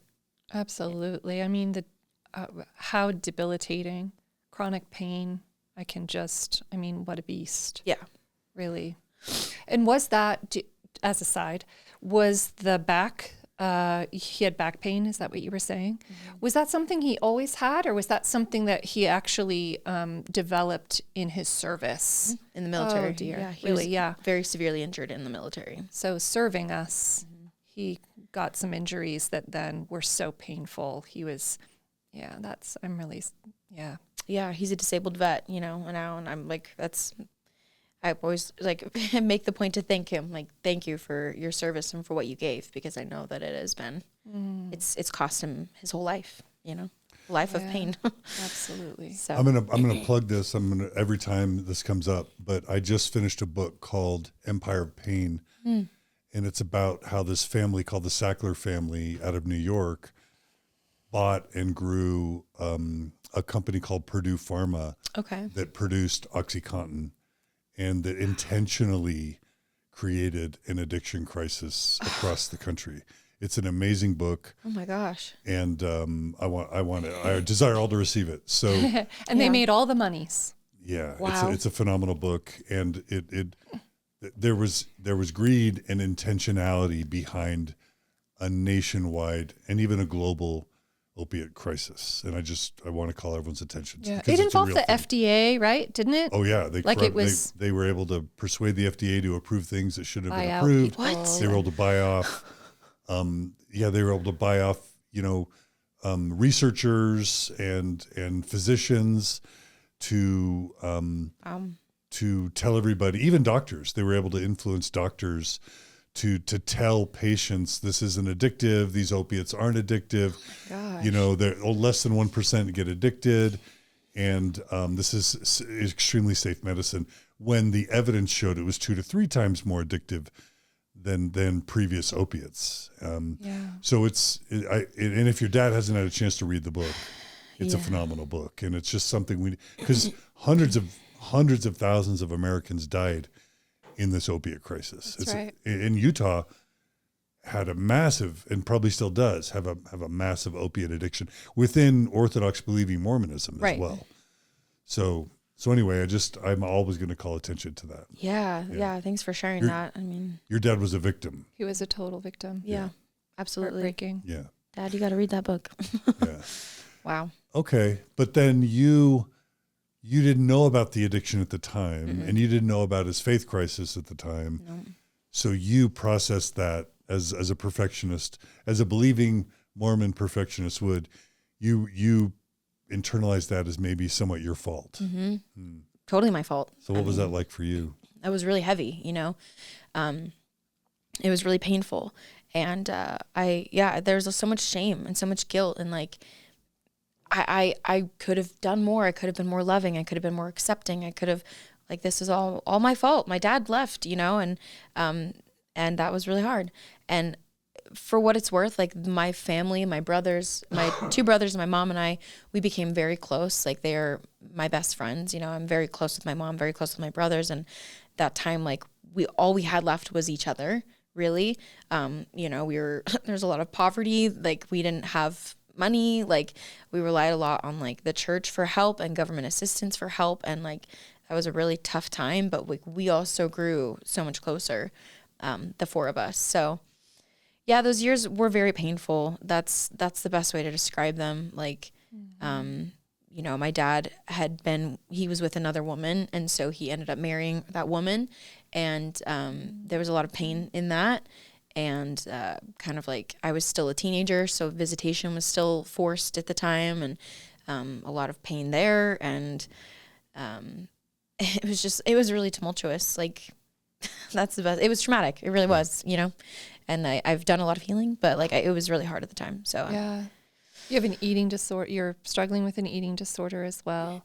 Then you have that happen, and you're a teenager as well. Just trying to kind of, that's a lot of responsibility, and really having to step up to the plate and be my mom's other half. You know, like, really having to kind of co-parent my little brother and, like, help out in ways that you wouldn't typically expect a teenager to help out, because she didn't have a spouse, you know.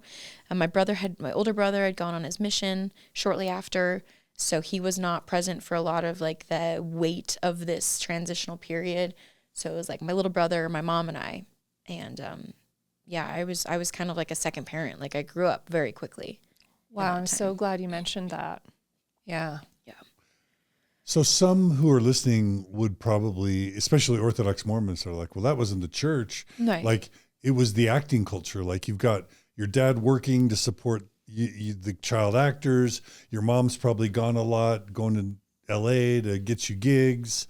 Like, what if somebody says it was as much the acting culture within your family that tore your family apart as anything? I mean, I would disagree 100%. It had nothing to do with, like, our acting careers. Like, those were things that we did and we loved, and my parents were in full support of that. But I think the real thing here was, like you said, the addiction, and the fact that I think hopefully there's more of a culture of acceptance now, but at the time there wasn't so much. It was like, you're not, you know, you're not, like, meeting the commitment that we made to each other. You're not meeting the expectation I have of you as a father, like, all of those things. And that, like, really drove a wedge in our family, you know? And I don't blame my mom at all. Like, my mom's dealing with her own things, and she dealt with everything in such a wonderful way. But I take responsibility for my part in that, which is that I judged my dad a lot. Like, I had a lot of, like, shame and guilt, and, like, that created a rift because I didn't appreciate him not being a present priesthood holder in my life, you know? And that was really hard. But no, I would not say it was the acting culture at all. I would say it was a combination of things, the church being one of them, but also, like, my dad's addictions, my dad's own struggles, the tension that my parents were facing. You know, it's a whole bunch of things. It's like, sure, it takes a bunch of things to disintegrate a marriage and a family. Yeah. Right, which is normally the case, right? Complicated. Yep. But in Mormonism, it's particularly catastrophic because one of the selling points of Mormonism is eternal families. Right. And your parents got married in the temple, which was an eternal commitment. So divorce can often be terrible for kids and for parents, but in a Mormon context, it probably feels even more catastrophic. Yeah, I would say so for sure. Because your eternal family has been destroyed, and you don't have a priesthood holder to lead your family anymore. And it's a temple marriage that has been ended, and that's like really, really sad. So I feel like that was definitely like an added pain of like our eternal family is broken now. Right. I think framing also is another layer to that, when divorce is really judged as unequivocally kind of seen as failure. Right. As opposed to sometimes necessary or sometimes actually really important. So I do think framing has a lot to do with how, how we think about ourselves or others as they go through that, as well as because it happens within Mormonism, and this is kind of part of the conditioning. I also think there's an inherent message of like a failure of character, like that if you had just a little bit, if you were a better person, or if you had somehow tried harder, or then you wouldn't have failed. And I think those things add suffering to something that, there's inherent suffering to, but those narratives definitely do not serve us. Yeah, the failure thing is totally valid. And, I always felt like the black sheep, like in the ward, or like, when your family is like so righteous and so well known. My mom was a seminary teacher, like my dad was the elders quorum president for a long time. When your family is very significant in the ward and then your family splinters, like it wasn't as common, at least where I was, that to have a divorce, or like to have a divorced family or whatever. And I always felt like so embarrassed about that. Like, yeah, my parents are divorced. Yeah, my dad left the church. Yeah, well, I was like, this is so embarrassing. Like, it's always somebody else. It's not you. It's not your family. But it was my family. Yeah. I remember just as a Mormon kid thinking, will anyone want to marry me? Do all the other families judge me? We've failed as a Mormon family. I remember feeling a lot of pressure. Yeah. And judgment. Yeah, that's so true. I hadn't even thought about that, but like the way that it kind of spirals back on you, like, well, I come from a broken home, so then will people see me as broken? Maybe no one will want to date me because they see me as broken. Well, she doesn't have a dad. Well, her parents are divorced. Like, her dad left the church. Like, no one's going to want to touch that. Like, that's too messy. Yeah, those are all, I hadn't even thought about those thoughts. They were definitely there. Not to mention, you're constantly bombarded with like songs like "Families Can Be Together Forever" and families are the most important thing, and then you're seeing your own family blow apart. It's not like there's this culture of like, hey, some marriages work out and some don't, and all families are equal. It's an unmitigated disaster when a Mormon family breaks up. Period. Yeah. Yeah. Yep. That's not always helpful. So really quickly, I don't even know if there's something really to discuss here, but I just want to pause and note that because the Mormon Church claims to be God's one true church, and because the Mormon Church claims that its leaders speak to God and Jesus and are literally the mouthpieces for God and Jesus, I tend to hold the church a little bit more responsible, especially when you think about how much time we spent growing up in the church and hearing instruction. And this kind of really crystallized for me when I found out that the Unitarian Universalists had sex education for teenagers. I thought, whoa, because like so often we're taught faith and repentance and baptism and the ordinances and authority and priesthood, and you're just taught that over and over and over again as a Mormon kid. And once you start deconstructing it, you think about, wow, how could I have spent that time in my church actually learning useful, valuable things? That's when I think about like eating disorders and body image or addiction or sexuality, ways that the church could have used that time while we're sitting there 3 hours a Sunday and then seminary, ways the church could have used all that time to actually promote healthy eating, healthy body image, positive mental health, to learn about addictions and become educated, where the church just is silent on all those issues. Have you thought about whether your family, your dad's addiction, your eating disorders maybe could have been better served if the church had spent your learning time learning actually more valuable things? Honestly, I never thought about that, because the time that I was in the church, I was so passionate about what I was learning, Yeah. But that is a very interesting point that you make, that like that you have, at the time it was 3 hours, now I know it's changed to 2, but you have 3 hours of people's time and attention, and like the different ways that you could utilize that to teach people about a variety of things, and I totally see that point. That's never something that dawned on me, because I guess I loved the gospel and I loved the scripture so much, and I loved what I was learning. But, I think that the church could definitely be served from having, and hopefully maybe it's going this way, I don't know, but like more of a space of acceptance for people with addictions, or for people that are dealing with eating disorders, or like, having that, like that kind of education and open-mindedness and love for mental health and, all sorts of struggles. So. Yeah. Like I could just imagine young men or young women's lessons. This is healthy eating. This is healthy body image. These are signs to look out for. And if you start to be having these behaviors, here's the type of therapist you can see and the type of treatment. Or with addiction, this is how to, instead of like word of wisdom, obey it. And if you don't obey it, you're evil. Or porn, like, oh, if you look at porn, you're evil and you're a bad person. Here's what drug addiction is, and here's how prevalent it is, and here's how to notice signs for it, and here's how to love and treat someone who's experiencing it. Wouldn't it be amazing if the church could incorporate mental health best practices into its curriculum? I could totally see the benefit in that. Yeah. I've never thought about that, but now that you bring that up, I'm like, that would be very valuable education.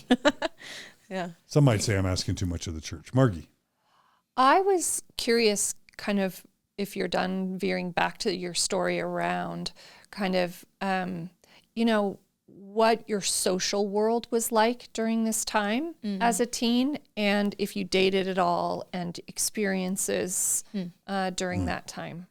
Yeah, that's funny. I did kind of date, but also kind of not, because I was, again, so worried about like the perfectionism, and when I say perfectionism, it's more about like being righteous. Like that was really the goal, was like, I want to do everything the most right way.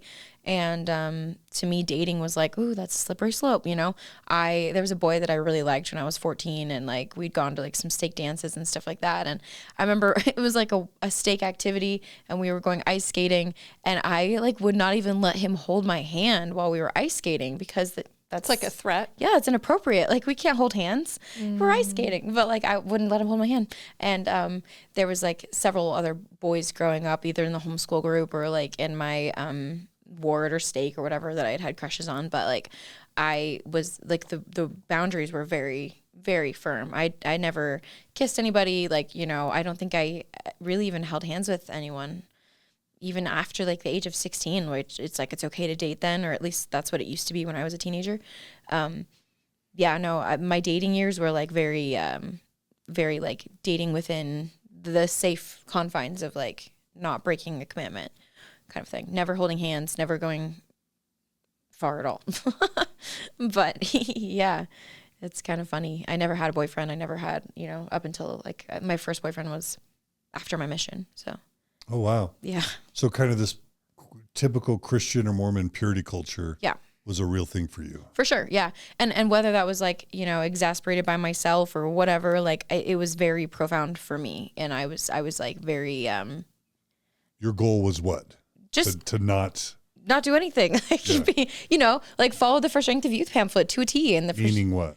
Meaning, like, just be really righteous and like not hold hands or not kiss anyone or not have a boyfriend, not date. Like not have anything that approaches sexual activity, including I guess, yeah. law of chastity stuff. Yeah. I mean, that was so far away from my radar that that wasn't even. Yeah. Like I didn't really even know what sex was, because there's no like education for me at that time. But like, it was all about like just being as pure and virtuous. That's a good word. Yeah. So at that point, it sounds like you had judged it kind of more of a distraction or more of a risk, not needful. Yeah. Like you sound in a way like very serious. Yeah. A little bit. Yeah. Would you say that? Like kind Absolutely. of serious and very single-minded about kind of, would you say that? Absolutely. Yeah. I would definitely say I was very serious and very single-minded and like very like temptation avoidant, if that makes sense. Like anything that could like be a temptation, I was like, no, I don't want it. No. Like, and this like boy that I liked wanted to hold my hand so badly. And I was like, absolutely not. Like, it's not even a temptation. We're not even gonna go there because that, then we're gonna kiss and we're too young for that. And that's not okay. And, then we'll want to date and like, we're too young to date. And, yeah, it was, and that's kind of like when I talk about being like super righteous or super like black and white, super in the extremes, it was like, I almost was able to like turn off those parts of me. Like temptation wasn't really a thing for me. It was just crazy. But like my mom and I would talk about that a lot too. Like how like, you're just not like tempted by things. Like you're just not, things are not as hard for you as they are for other people. And I'm like, well, that's probably because I've like turned it off the switch, like prioritized righteousness so much. Interesting. Yeah. That is so interesting because that is what you do with an eating disorder too, right? Yeah. You switch off hunger over time. Yeah. Right? So I'm hearing kind of, it's sort of like there are parts to yourself that you're sort of shutting down. Yeah. Is that right? Yeah, probably like those natural man tendencies or those natural feelings to like be hungry or to date or whatever it might be. Like those were not parts of me that I allowed myself to have access to.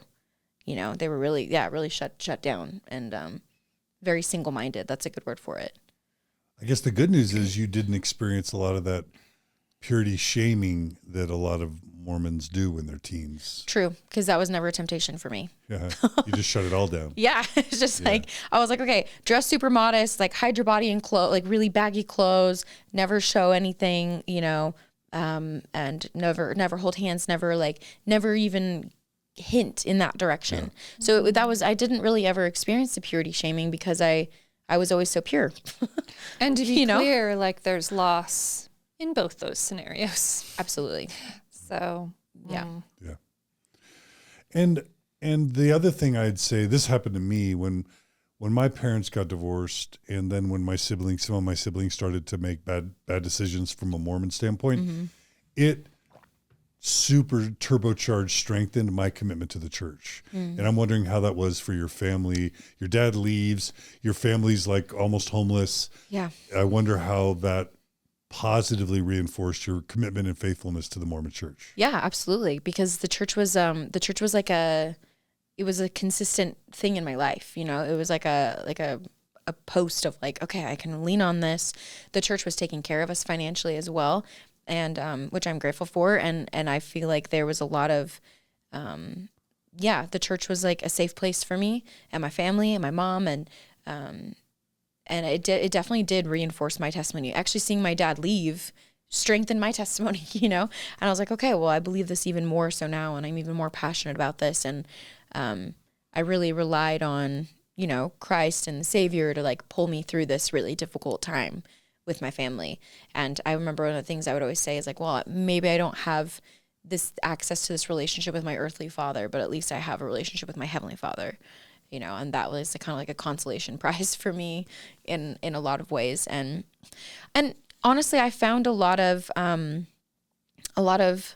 solace in like the leadership, the men that were leaders in the church, because I felt like I lacked that so strongly in my own home that I really like relied on the male leaders. Like I looked to them as like father figures. Like there was this time in my life as a teenager where I was like constantly scanning, like, who's my father figure? Like, where's my father figure, And I found a lot of that within the church. I found a lot of that within the men in the church and like the bishops or like the stake presidents or even, other leadership positions later on. But yeah, that time of like, so much turmoil really like drew me towards the church for sure.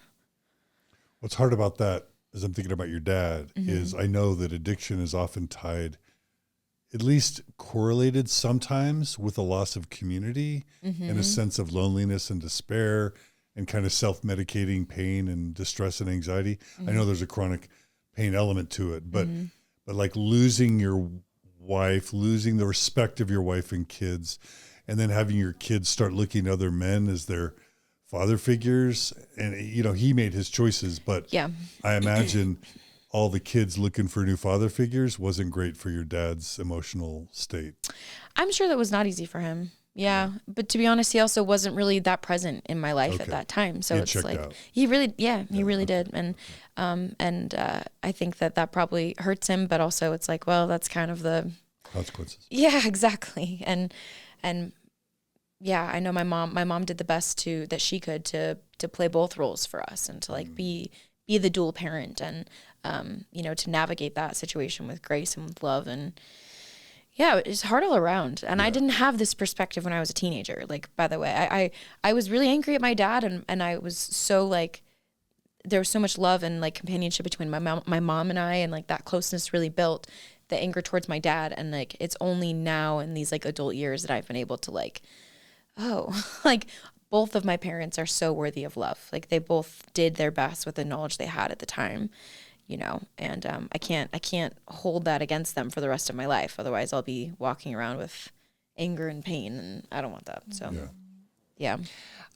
One thing that I'm just really grateful is coming out, particularly in your story, is this idea of single parenting and how incredibly difficult it is. And that's a podcast I feel like I would really love to do, is exploring themes and, shining light on lots of different stories with regard to that, particularly women who are all of a sudden placed in a situation to financially provide for and show up in their homes as, the emotional support and, all of that. So I'm really, really grateful that that's coming out a bit in your story. Yeah, because your mom, it's so true, Margie, because your mom, number one, wasn't taught as a Mormon to develop her own career. And number two, she was investing in her kids in their careers. So your mom all of a sudden wakes up and she's a provider?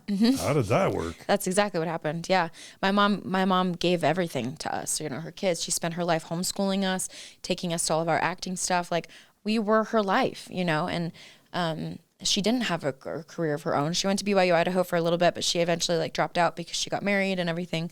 So, she woke up and, like you said, was expected to be the sole provider of our family with no income. And that was really hard. And, she did everything to try to make things work and still give us opportunities, even though we had no money. I mean, she would trade like her time. So eventually in those high school years, I started doing ballroom, and I wanted to do more lessons and go on like certain camps and stuff. And there were times when she couldn't afford the lessons. And so she would trade services. Like she would give her time like cleaning or helping, the teacher or the instructor, or like I had a ballroom trip that we went on, and she's like, I can't pay for Kelsey to go on this, but I will run this trip in exchange for Kelsey to go. And this but you moved to Utah by this point, At this point, yes. Yeah. That's where jumping ahead a little bit, but Provo. Okay. Yeah. But so that happened in...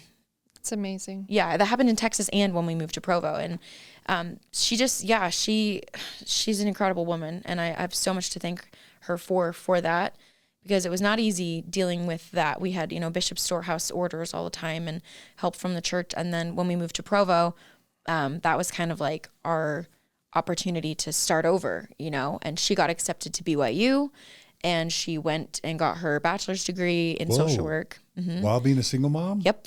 Wow. She's attending BYU? She's attending BYU. I mean, scholarships and government assistance like paid for our life, Yeah. And we stayed with some family friends at the time. We were living with my grandpa for a while, bouncing around from house to house, and my mom was going to BYU. I did my senior year of high school in Provo. Which high school? Provo High and Timview, actually. I did both. I danced at Timview, but I did a college program at Provo High.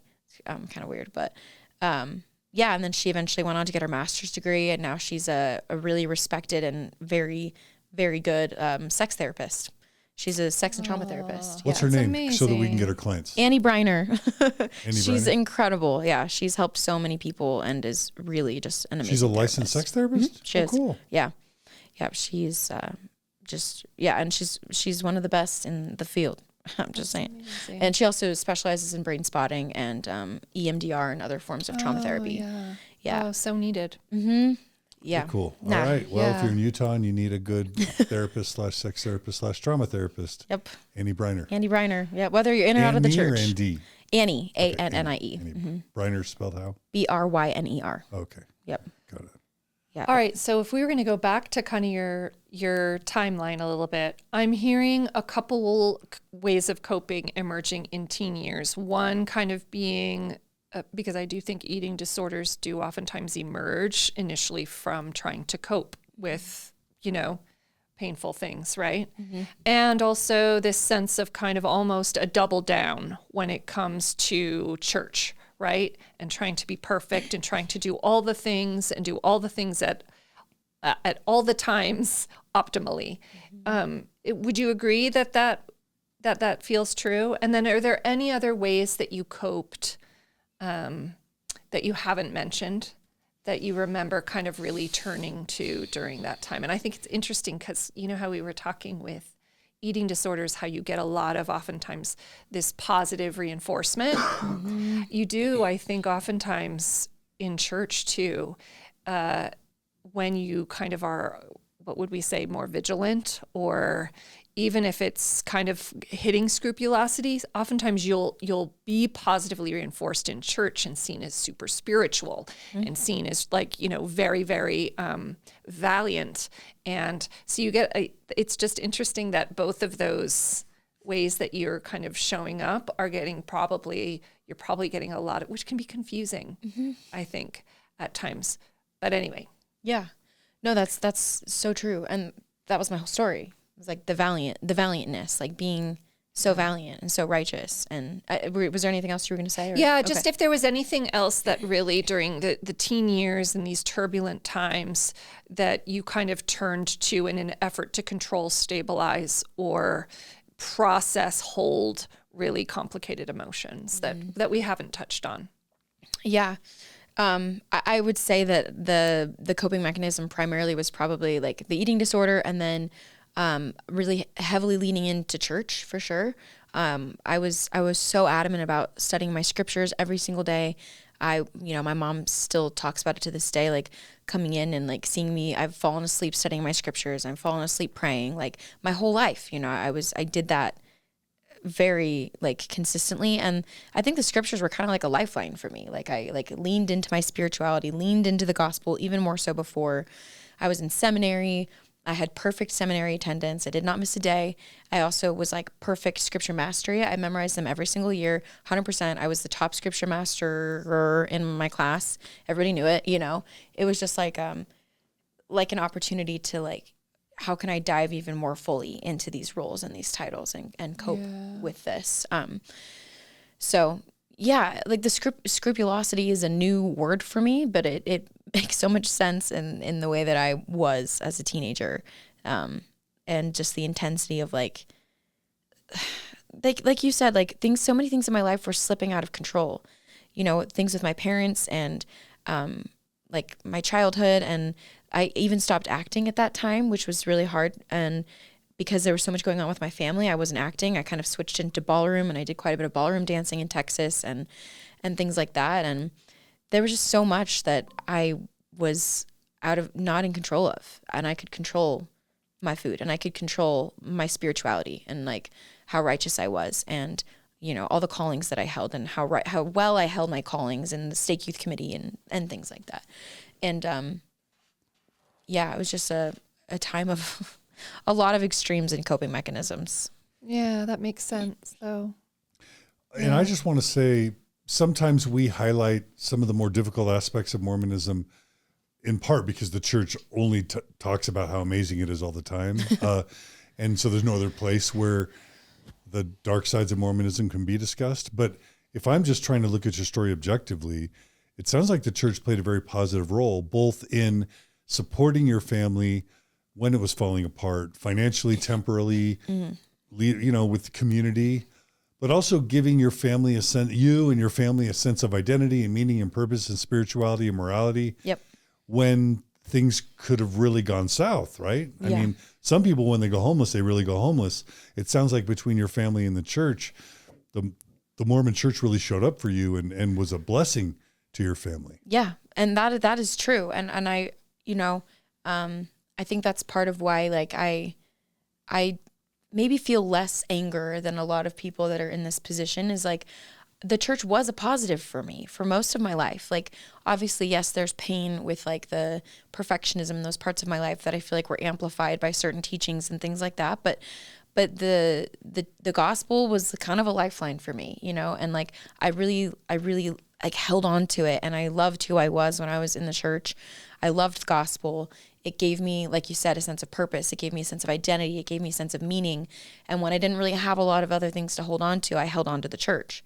And the financial support too. Like I would be remiss if I didn't mention that, because this church did support our family for a long time, whether through like scholarships that my mom got from BYU, or like funding directly from the church, or like, you know, and then government assistance as well.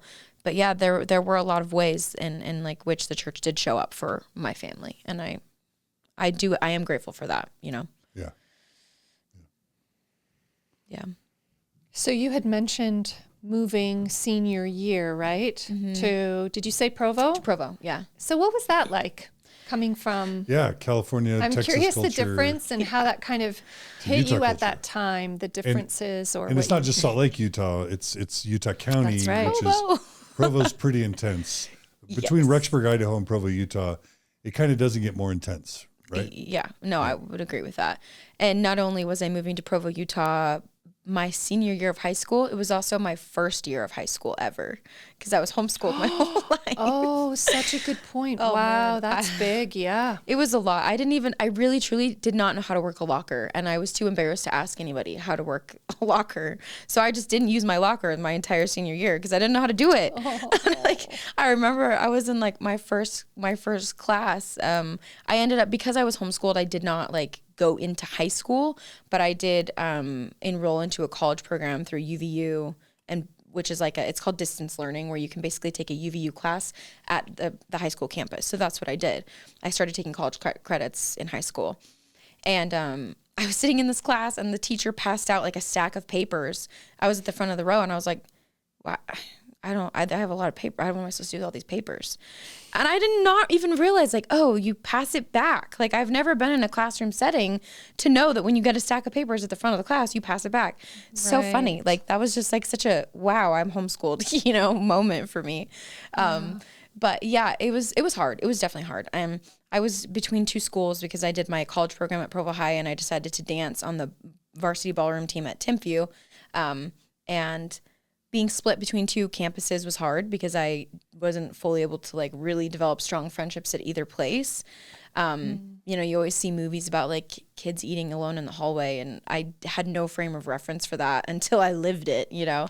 And I did eat alone in the hallway a lot because, you know, people had really established friend groups, and I was coming in for my first year. Everyone's in their senior year. They've all grown up together. They've known each other since they were babies, you know. And I'm brand new kid on the block here. And my ballroom team was very helpful. I did make some good friends on my ballroom team that were there for me.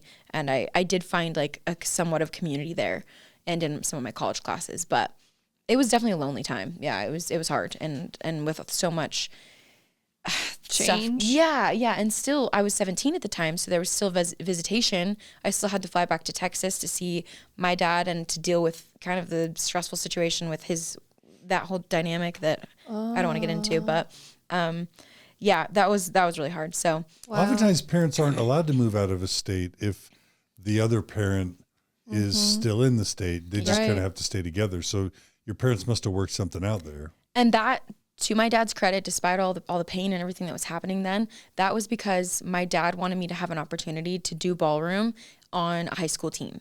Like in Texas, it's only at studios. So like, I was dancing at some studios and stuff like that. But I dreamed of going to a high school ballroom team and competing professionally in that way and like having that kind of instruction. Because in Utah, ballroom is a sport here. Like it's taken as seriously as you know, basketball or whatever. And I like dreamed of that. Like I wanted that so badly. And my dad, you know, I still remember the conversation I had with him, like driving home from one of our visitations and saying like, Dad, I know this is going to hurt you, but I would really like to go to Utah, and I would really like to have an experience to be on a ballroom team in Utah my senior year. And I know how painful that was for him. I know how hard that was for him, but he said yes. He gave my family the permission to leave, you know? Wow. I love that you expressed a need to your parent as a teen. That's something. Yeah, thank you. That was definitely, my mom helped me with a lot of that too, just like the teaching me of the importance of that and knowing like this is the time. Like if it's going to happen, it has to be now. Yeah. For me to have this experience. Well, kudos to your dad for that. Yeah. Mm-hmm. One of the things I've noticed as we followed So You Think You Can Dance as a family for many years. Yeah. Like every single season of So You Think You Can Dance has a Mormon in it. Yeah. Now, some of that was Benji Schwimmer and his family's influence in the early years. But like every episode, there's someone from Provo or Springville or, somewhere down in Utah County. Mm-hmm. In other words, and BYU's ballroom dance team is world famous, not to mention the young ambassadors at BYU. So like there's this performance culture within Mormonism, performing arts culture, and specifically in Utah County, that's actually world class. And so I wondered if that's partly why you went, and then what you experienced, not only in terms of great opportunities, but probably a lot of competition. So much competition. Right? Absolutely. Yeah. Well, yeah. And that's 100% true. Like BYU is such a well-respected ballroom team. And I wanted to be a part of that. And I knew that Utah, and especially Utah County, had such incredible dancers. And I'd been dancing. I grew up dancing too. I didn't really talk much about that. But when I was also doing my acting and stuff, I was also dancing. But it wasn't until my teenage years that I was really like into ballroom. And so, yeah, I came here for the sole purpose of taking advantage of like that Utah culture, ballroom dancing. And, I was definitely like out of my element at first. Like these kids have been doing it their whole life. And I came from like an environment where I was new to it and I was doing a different style and I didn't have the technique that a lot of these kids had. But, and I can see that now, like, oh, I wasn't quite as good as I maybe thought I was at the time. But I learned a lot that whole year. Like I had such great instruction. My ballroom coach at my high school was Brent Freese, and he was from the BYU. Brent and Kim, they both danced on the BYU team, and so they were great coaches and taught me so much. And I really learned a lot. But the competition was fierce, that's for sure. And it was really hard. And again, I'm no stranger to competition. I've been an actor my whole life. I'm not afraid of rejection, but it was definitely difficult to like have those competitions and have those settings where you're like putting it all on the line. You're moving your whole life out here, and then nothing. Like either like you don't get an award or you don't place or something like that. But then towards the end of my year, I did start placing in a few competitions, which was cool. So like I did learn quite a bit and did really put those skills into practice. But I got to dance on like at the Nationals, which is BYU Nationals is like a international competition. People come from all over the world. It's usually held in March, I think, at least it used to be. And so I got to compete there and with my ballroom team. We did medleys. Amazing. Yeah, we did like a Latin medley, and I was in both the Latin medley and the standard medley.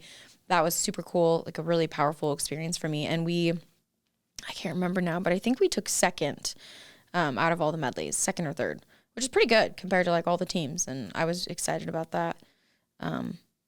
But lots of competition.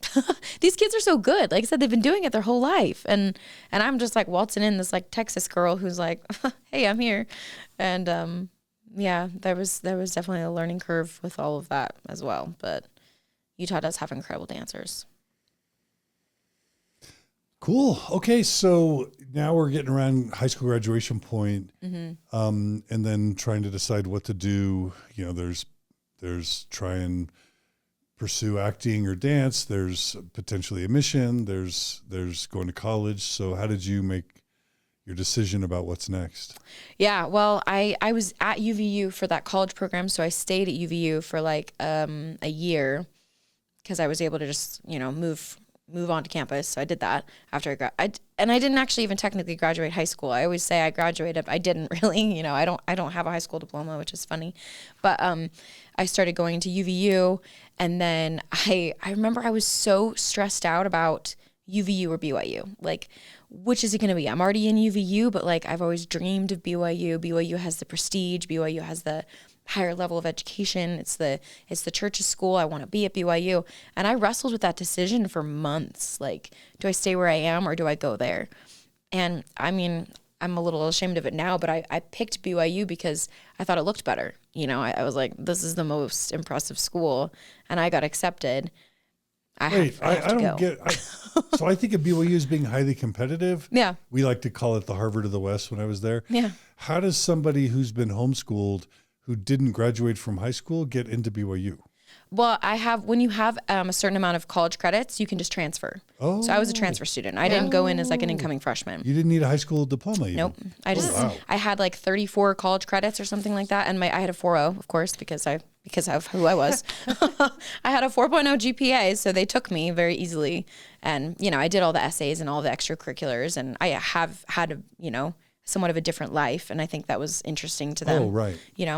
So given the fact that I already had 30 something credits, a perfect GPA and whatever, all this other stuff, They're like safe bet. yes, exactly. Yeah. Shoe in. So yeah, but after I got accepted, I was like, well, this is the most prestigious school. This looks good. I got to go, which is, yeah, it's funny because that was like the way I operated at that time, Yeah, the optimization. Mm-hmm. Yeah. Yes, and just like appearances. How can I look the best? Like college, when I'm applying to jobs in the future, when I tell people which college I went to BYU. Oh.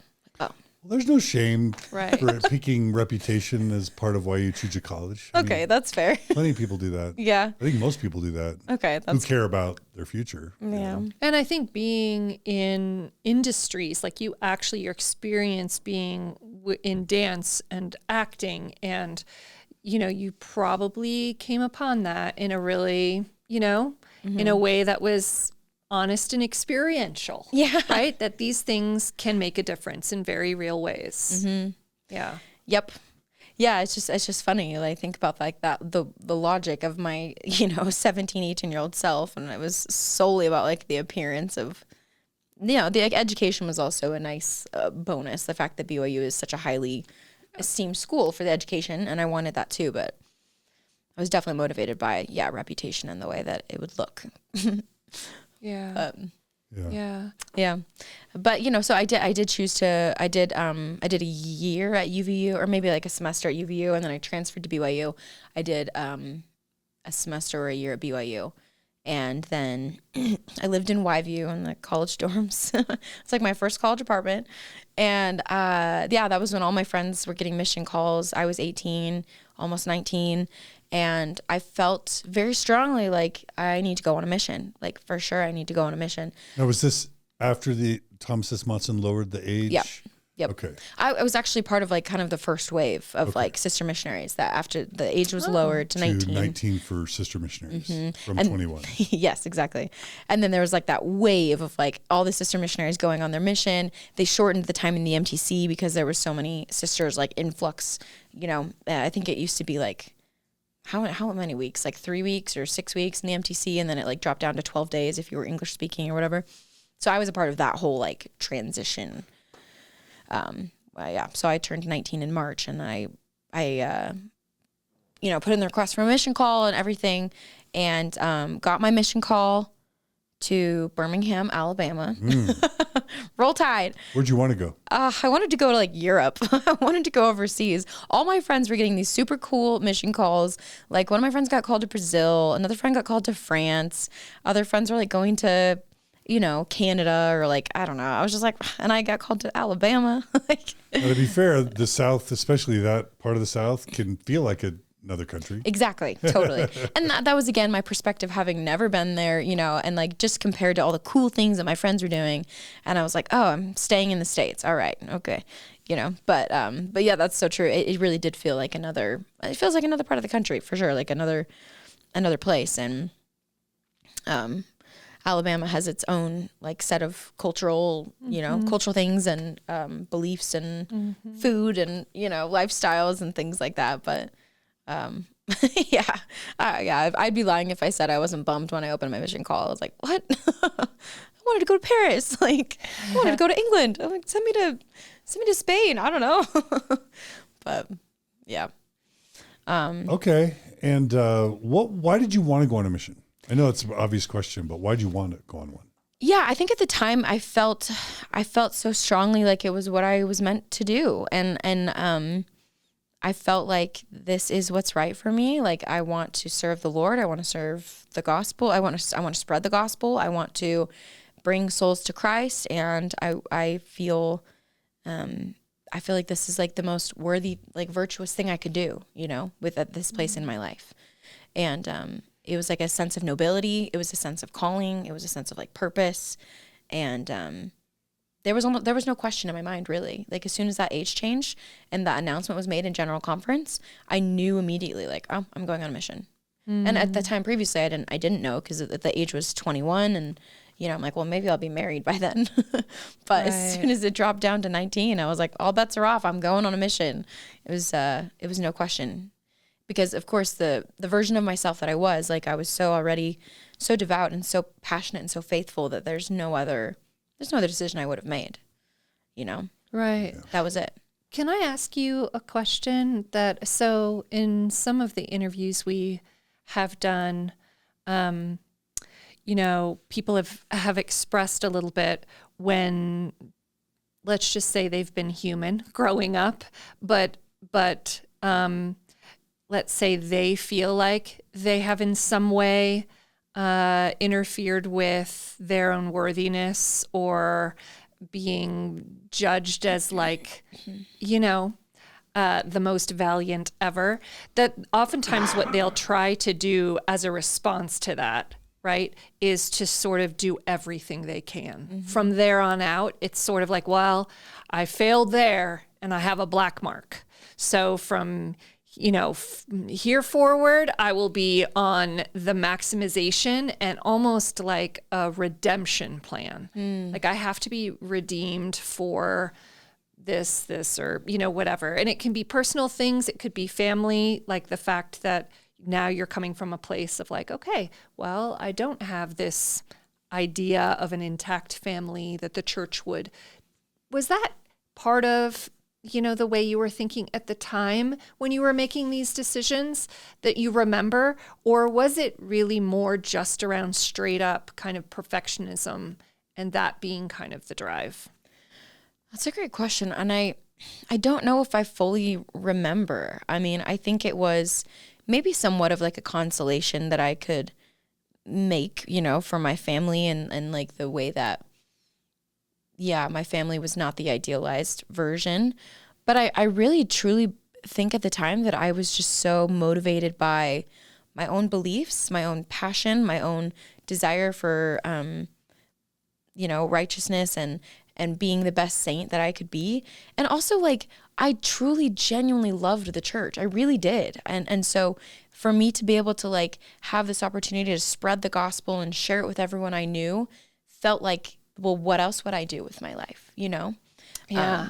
And I think the redemption thing was maybe a little bit less of my story, because I had such a perfect track record up until that point, you know? Like, I really, like, I was the perfect child. I didn't really make a lot of like big egregious mistakes, you know, like and I think that serving a mission was just another way to continue on the path of righteousness, so much as like it was to make up for a mistake I'd made or something like that. 'Cause I just didn't really do a lot of that.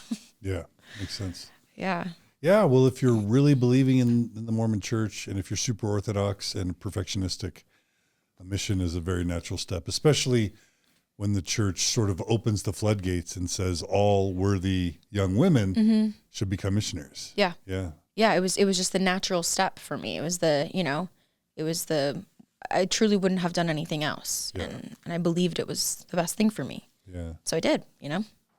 Now that is a big culture shock, you know, to go to the South, you know, heavy, you know, Black or African-American kind of populations, strong, I don't know where you lived in LA or in Provo, but like socioeconomic, you know, differences. Yeah. That all can feel very shocking or foreign to a LA, Utah girl. Maybe. Yeah. Yeah. I mean, you know, growing up in San Antonio, Texas, I was no stranger to the South in that way. Like, I was familiar with the South. I was familiar with all of the religious pockets that are in the South. Having said that, though, Texas is kind of like its own blend of the South. It's not really like, it's not like deep South, and it's not like, different. Yeah, you know, because you're from there. I've been to Alabama and Mississippi, and it's different than like Houston or Dallas or San Antonio. 100%. Very different. Yeah, Texas is its own like thing, you know? And so getting to Alabama was somewhat of a culture shock, even though I was raised with, you know, a little bit of the South in me. Yeah. But yeah, no, you're right. It's a very strong culture as far as like the food, the language, the accents, the lifestyles, the religion, and I loved Alabama. I really, really did. Really? Like, yeah, I loved it. It was a shock for me at first, you know, and my first area was definitely hard. It had some like really sketchy areas, and they hadn't put sister missionaries in that area for like 8 years or something. So me and my trainer companion, my friend Marin, we were the first sister missionaries in like 8 years that they had ever had. And the members were really worried about it. They're like, you're putting sisters back in here? Like, there are parts of this area that are not very safe. And we lived in kind of a sketchy area, and like there were some crazy things that happened in that area. Just like we would be like tailed by some sketchy dudes, and they would be like following us in their car. Like we heard gunshots outside of our apartment. Like there was like some scary stuff that happened in like that area in and of itself. But it was also like one of my favorite areas. Like I loved Alabama, and the people, you know, the people are so near and dear to my heart. Like even now, they just will do anything for you. They take such good care of you. They would give you the shirt off their back. You know, they fed us all the time. I learned how to make, you know, some of the best like Southern food on my mission. I learned how to make amazing like mac and cheese and homemade banana pudding and like cornbread and biscuits. And like, I still make that stuff every year for Thanksgiving. And I learned it in Alabama. That's amazing. Yeah. Wow. What a skill set. Can I say? Yeah. Mac and cheese, you know, it's those ladies, like they know what they're doing. You know, I learned how to cook from them on P days. We'd go over, there was this lady named Becky White. She's passed away now, but we would go over to her house on Mondays on P days, and she would just teach us how to make cornbread, teach us how to make banana pudding, like teach us how to make, I love those times, you know, they were really special to me. And that's delightful. Yeah, I really loved it. And all the areas of my mission, they all hold such different, you know, special fond memories for me. I really loved Alabama. I loved the people, I loved the members, and I loved the people that I taught.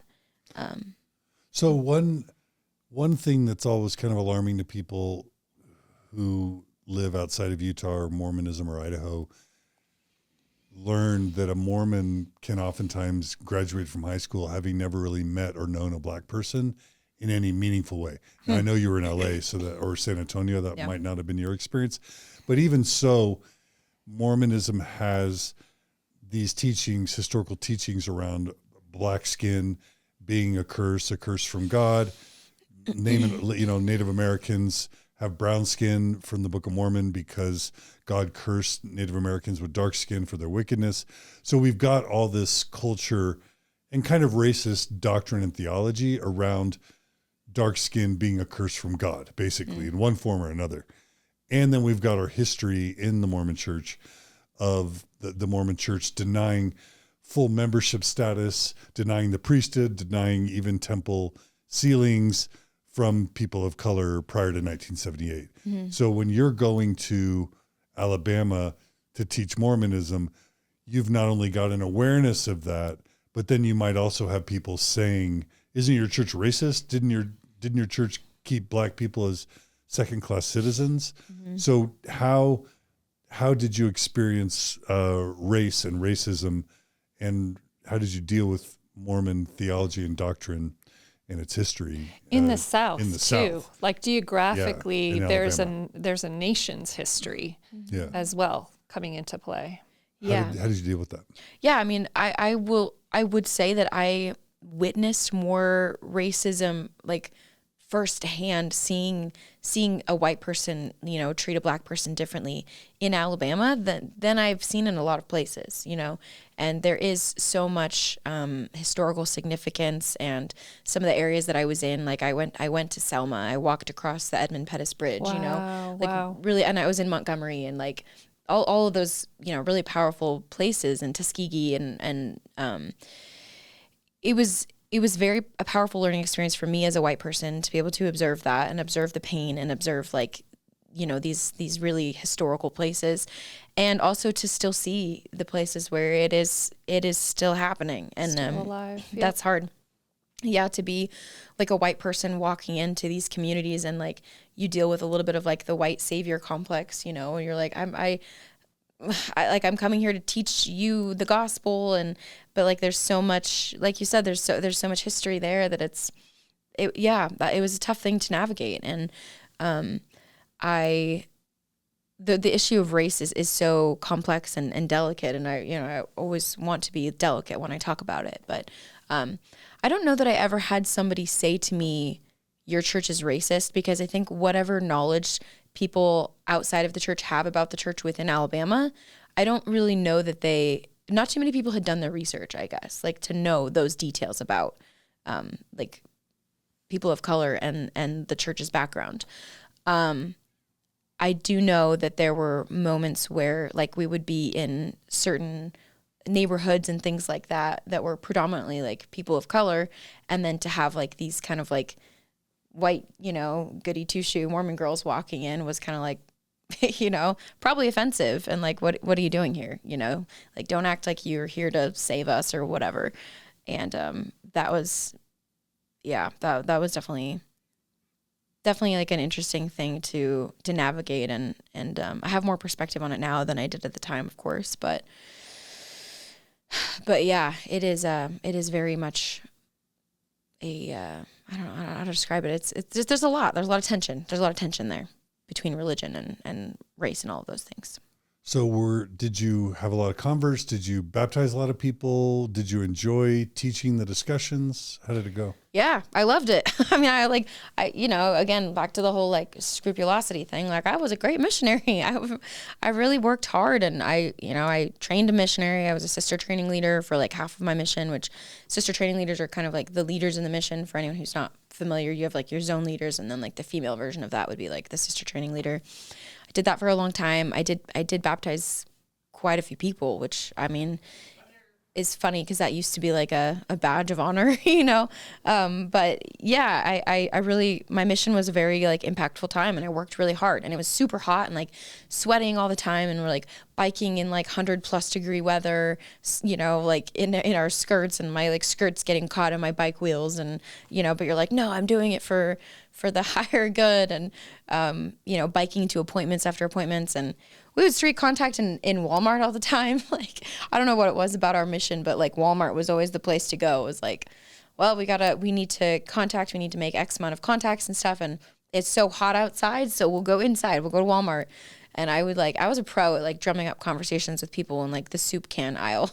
Like, wow, what do you think about this soup? Like, did you know that like Jesus is great? Like, my transitions were better at the time, but yeah, I definitely, I lived my mission and served it very wholeheartedly. And, my mission president is a really amazing man, and taught us a lot of things about like, he'd always tell us like, benefits over features, and we talk about the benefits of the gospel over the features of the gospel. And yeah, it's interesting to think of like, in a way you're like marketing, in a way you're a salesperson in a sense. And yeah, I guess I did pretty good at it.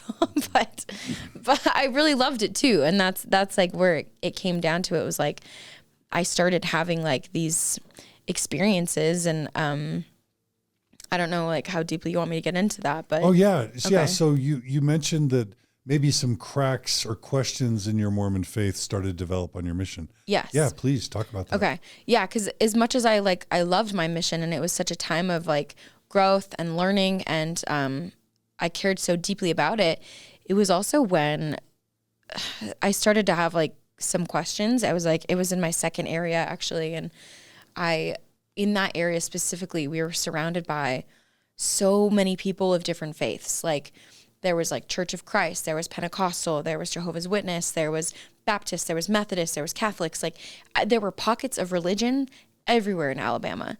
And in the second area that I was in, it was like really even more in my face than like anywhere else that I served.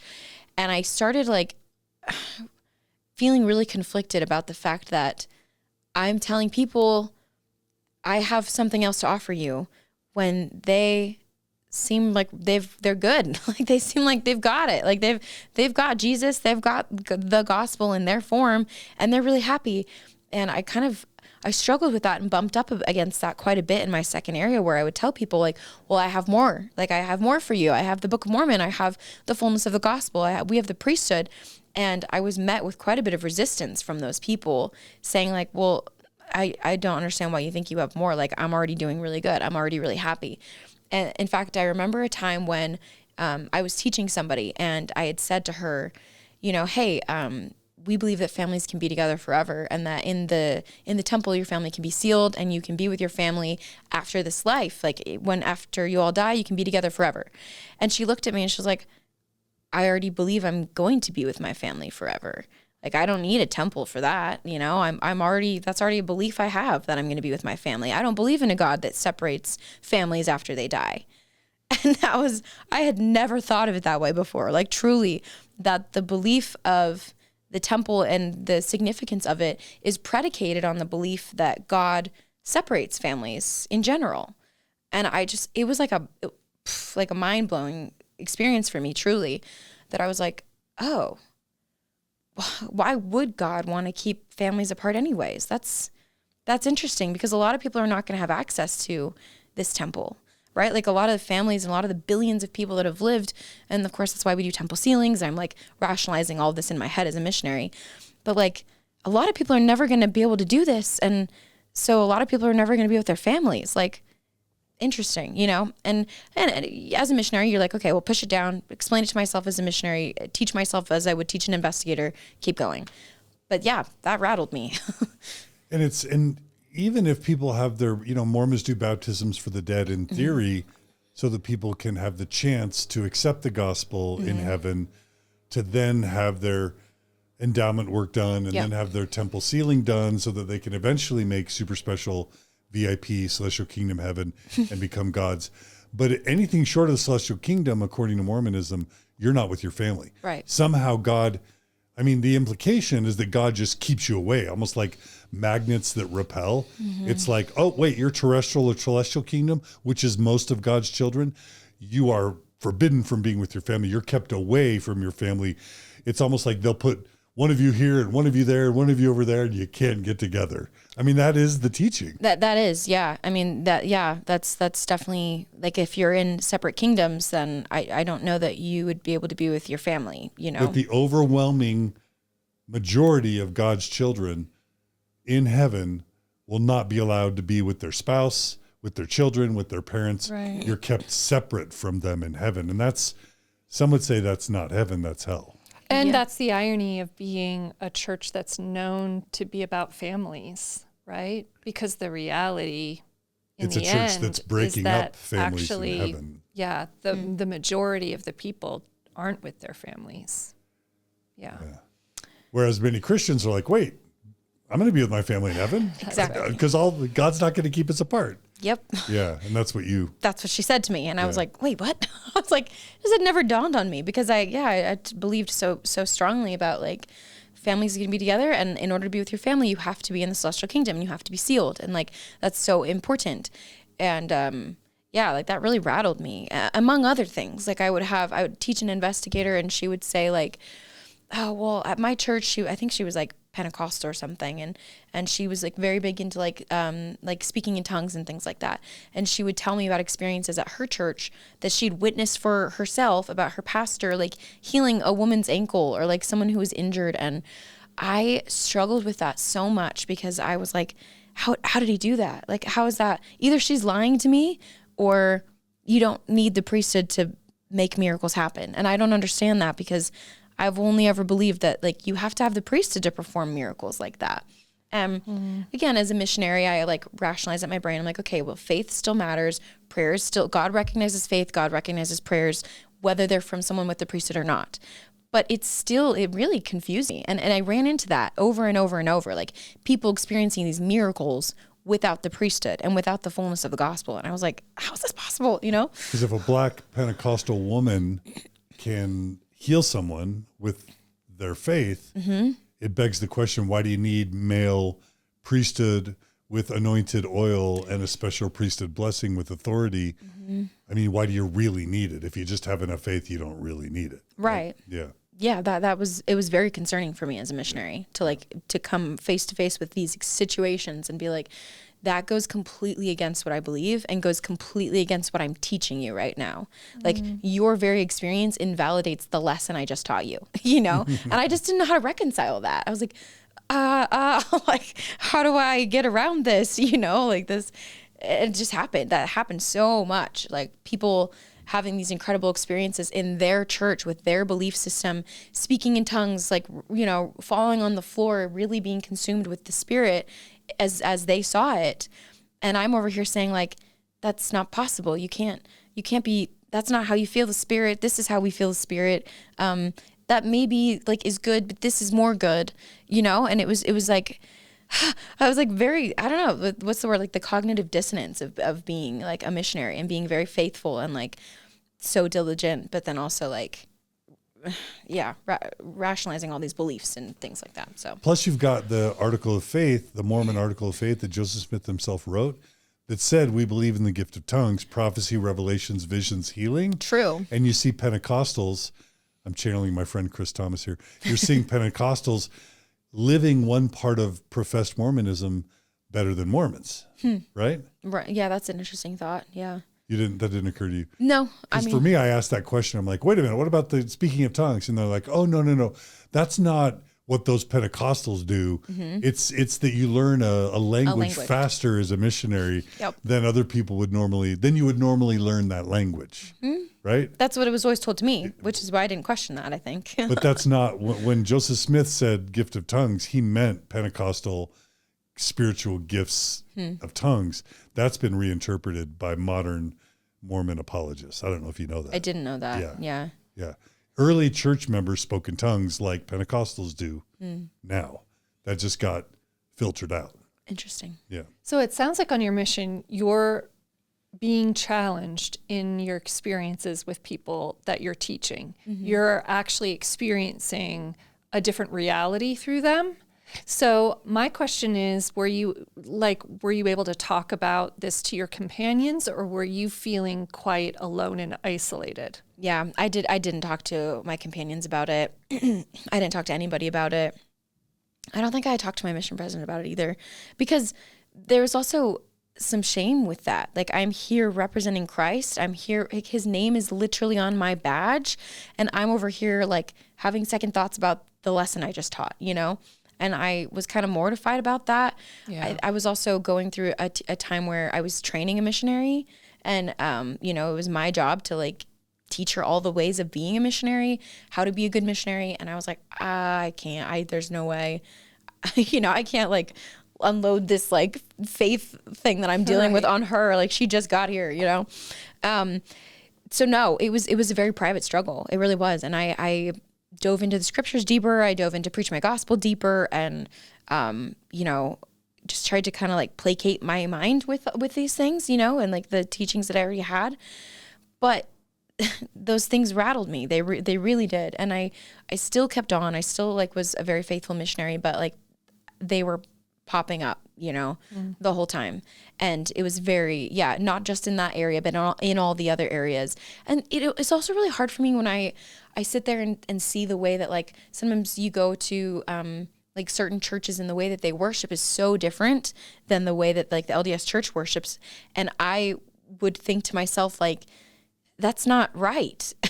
You know, like your form of worship is wrong, which is maybe my own logical mistake, but it was so confusing to me to see these people worshiping like loud, they're chanting, you know, they've got music, they've got like guitars, and they're like cheering and, you know, whatever. And I'm like, but according to the way that we worship, like, that's not the right way. You know, I'm like, wait, like there was just so much confusion and like conflict of like religion, God, teachings, things that I've been teaching, you know, it was all kind of like, wow, like exploding. I reference this quote a lot, but Mark Twain is famous for saying, travel is fatal to prejudice. Wow. You know? Yeah. Because you get out there and you see the world, and you see that, wow, other people can be really intelligent, and other people not like me can be really righteous or spiritual or whatever. Yep. Wow, that makes you start to question the bubble you were raised in, right? Yeah, I've never heard that quote before, but that's so relevant to me in my journey, because I mean, yeah, that it was so much of like seeing the world that like really kind of like opened my eyes, and the mission, especially, like being so consumed with all of those different lifestyles, you know. I have to ask really quickly. So you're serving your mission between what years? 2013 to 2014. So like Okay. May 2013 to December 2014. So this is the time, right? The internet's really starting to come on. The Mormon internet podcasts are starting to really come on. Mm-hmm. The CES letter doesn't come out until I think 2014, 2015, but the Gospel Topics essays are coming out by 2014. And that's in response to all the progressive and ex-Mormonism between 2005 and 2014. Okay. So I'm wondering whether any of the kind of information about church history, about problems with Joseph Smith, stuff that it pejoratively is referred to as anti-Mormon literature information on the internet. I'm wondering if you face any of that or learn about any of that or experience any of that on your mission. Honestly, I didn't. And I was so deeply in staying, loving, you know, fighting for the church that I wouldn't have read any of it if it had come across my path. And to be completely honest with you, I still haven't read really any of that, which I know it's very like atypical for someone who's left the church to have not read the CES letter or any of these other things. I've never read them. I really haven't. Like my journey is very different in the sense that it didn't come from those things. It came from my own personal experiences and my own worldview and my own belief system. Like everything that I viewed about the world shifted, and you know, it was like my own personal shelf broke. It had nothing to do with any outside influences, any documents, any books, any anti-material. I've never read it. Still haven't. And that I didn't come across any of it in my mission because I didn't seek it out. You know, I just like head down, back to preach my gospel, back to the Book of Mormon, stick to your roots and like work through this. But, I actually didn't know the timeline on all of those documents. So that's very interesting. Yeah. But, I love the way you describe that, having it be of a deeply internal kind of reckoning as opposed from outside in. Yeah. And I know that's very different. You know, I think I just told my friend the other day, she was like, oh yeah, the CES letter. And she's like, what did you think about that? I was like, honestly, I've never read it. Like I really haven't. And anything about me or my life that's changed has been, personal. It's been my internal worldview that has shifted and realized like, you know, I don't want to get too deep into it, but you know. Yeah. Well, that's going to be part 2. Yeah. Anything else you want to, we've got a few more things I want to ask before we move on, before we break for part 2, but okay.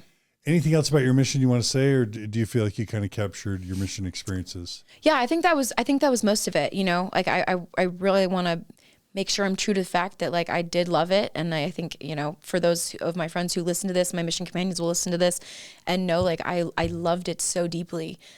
But it also, provided like the grounds for things that I was very unprepared to deal with. So, you know, but I have no ill will towards like my mission or my mission president or my companions or anything. Like I know some people like their mission's a very traumatic experience for them. And while my mission was hard, because they always are, I also really did love it. So yeah, it's both. Well, let's go ahead and take it to maybe your Europe trip. So between your mission and your trip to Europe, which is when things start to fall apart, I guess. What tell us just about you come home from your mission and I noticed in your outline that you got a little sad.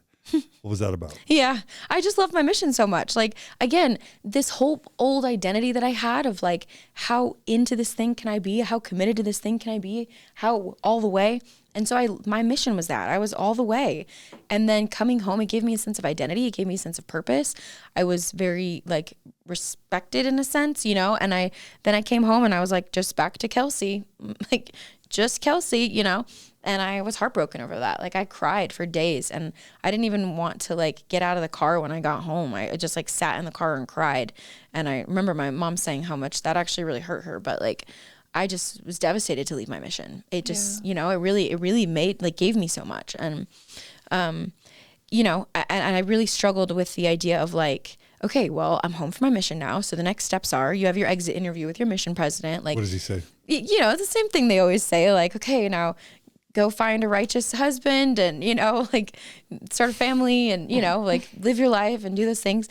And that's kind of the goal when you come home is like, Get married. Is it to get married and have kids as soon as possible? Yeah. Am I overstating that? Yeah, no, I mean, from my understanding, at least that's what I feel like I was taught, is okay, like you're home now. The next phase of your journey, find a spouse. Spit spot.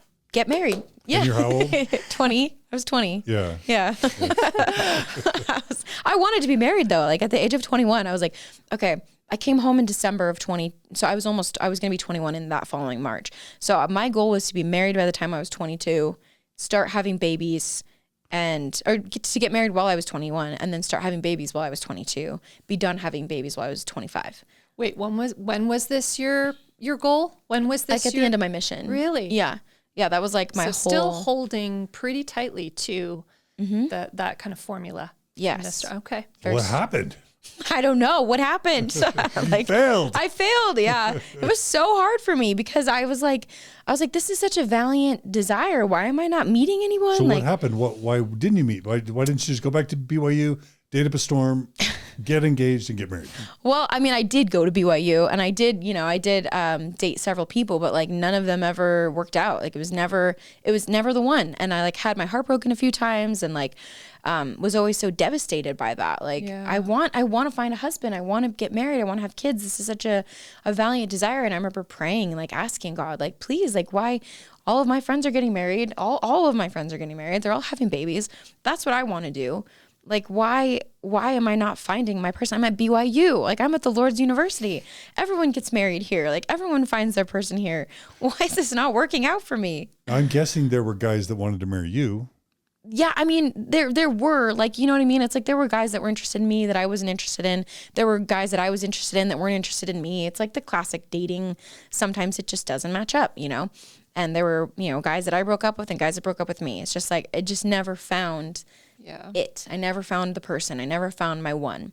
And that was really hard for me. Like I had my first love in college and I thought I was going to marry him. We dated for like 4 months, but I was in love with him and then he broke my heart and I was like, this is so awful when, the belief I had at the time was that this is what matters the most. That's right. And that's like even more heart-wrenching. It's not only is your heart broken by someone you love, but your heart is broken because you cannot fulfill this thing that you think is paramount to like everything else. That's right. It's like you can't will it to happen. No, you can't. Right. Yeah. So you just keep going on dates. You keep like, going to single adult activities in your YSA ward and hoping you meet the one. And then, you never do. It's just like, What were you studying at BYU and what were your post-mission, what were your career plans or ambitions? I was at BYU trying to figure out if I was going to do like psychology. I've always been really interested in psychology. I've always been really interested in marketing, business. And then I ended up landing on PR, like communications. I went to the School of Communications in the PR program and I had a business minor. And like at the time, like that was my goal. It was like, okay, I'm going to go to BYU. I'm going to get my degree. I'm going to work a 9 to 5. I'm going to, have a degree or have a career rather in public relations. And, I really I had the typical goal in mind of like maybe having a career for a little bit, but eventually coming home and being a stay-at-home mom and, maybe my husband's a dentist or something like that, like that was kind of the pathway that I saw for myself at the time. And I had my first relationships and stuff like that, but none of them ever panned out to like being that. So I was like, okay, well, I guess I'll just keep doing my school thing. I kind of started acting again after taking such a lengthy break from it. I kind of started getting back into my film stuff at that point and trying to juggle college and acting. I was working at a kids education company doing their PR and their marketing and stuff like that and doing social media and kind of like all in this like media space. So where were you in your academic career when you decided to go to Europe? I think I had like a year left or like maybe a semester. I can't remember if it was a whole year or if it was just a semester. But yeah, I was nearing the end. And what's interesting is that year I was actually supposed to have an internship in New York City. Like I accepted a PR internship in New York and I was like, this is gonna be so cool, whatever. And then just like a couple months before it was time to go, I was like, actually, I don't think I want to live I don't think I want to do the corporate thing. Like, I don't think I want to work a 9 to 5. I don't think I want to work for someone else the rest of my life. So I kind of made this decision at the time. I was like, I think I need to do something else. And I turned down my internship, which is crazy because it was like really hard to get. Yes. Yeah. It was a very respected PR firm. Yeah. In New York City. Oh, a New York City PR firm. Yeah.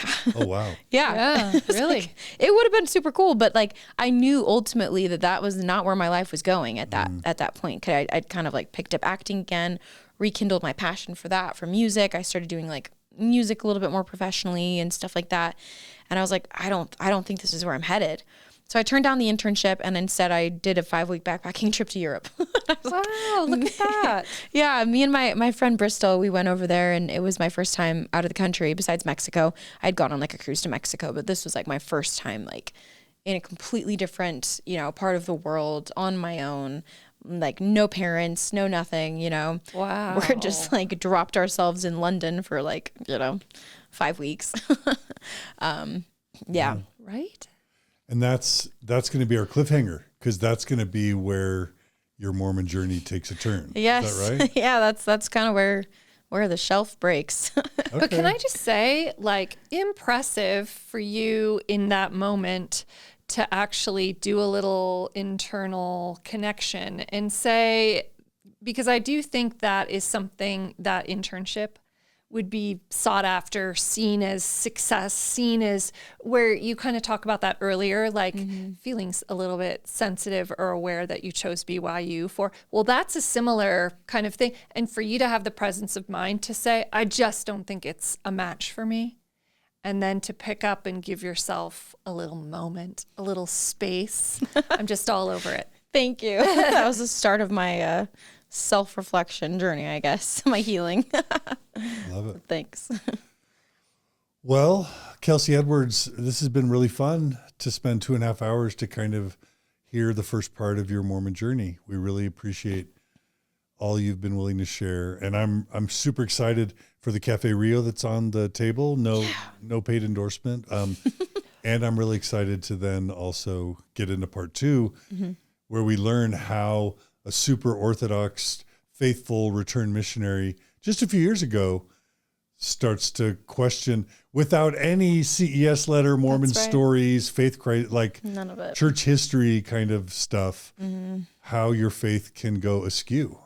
Yep. I'm dying to hear. It does happen. Yeah. Yeah, I'm excited to talk about it with you. So Okay. Thank you. All right. So thanks. And please, everyone, a quick favor. Please, if you're listening to us or viewing us on YouTube, please subscribe. We live and die by the donations of our donors. So please donate at mormonstories.org. If you support this content, become a monthly donor. And if all you do is, if a bunch of you subscribe, we have a goal of reaching 100,000 subscribers by, within 8 months. And we're trying to reach it. So it would help. It also helps with the algorithms if people subscribe. So please subscribe to YouTube and please support us if you can. But most importantly, please come back for part 2, where we're going to hear about Kelsey Edwards' faith journey as a faithful Mormon. Yep. Thanks, Kelsey. Thank you so much. Yeah. Thanks, Margie. You're welcome. All right. We'll see you guys See you soon. on the flip side. Please come right back.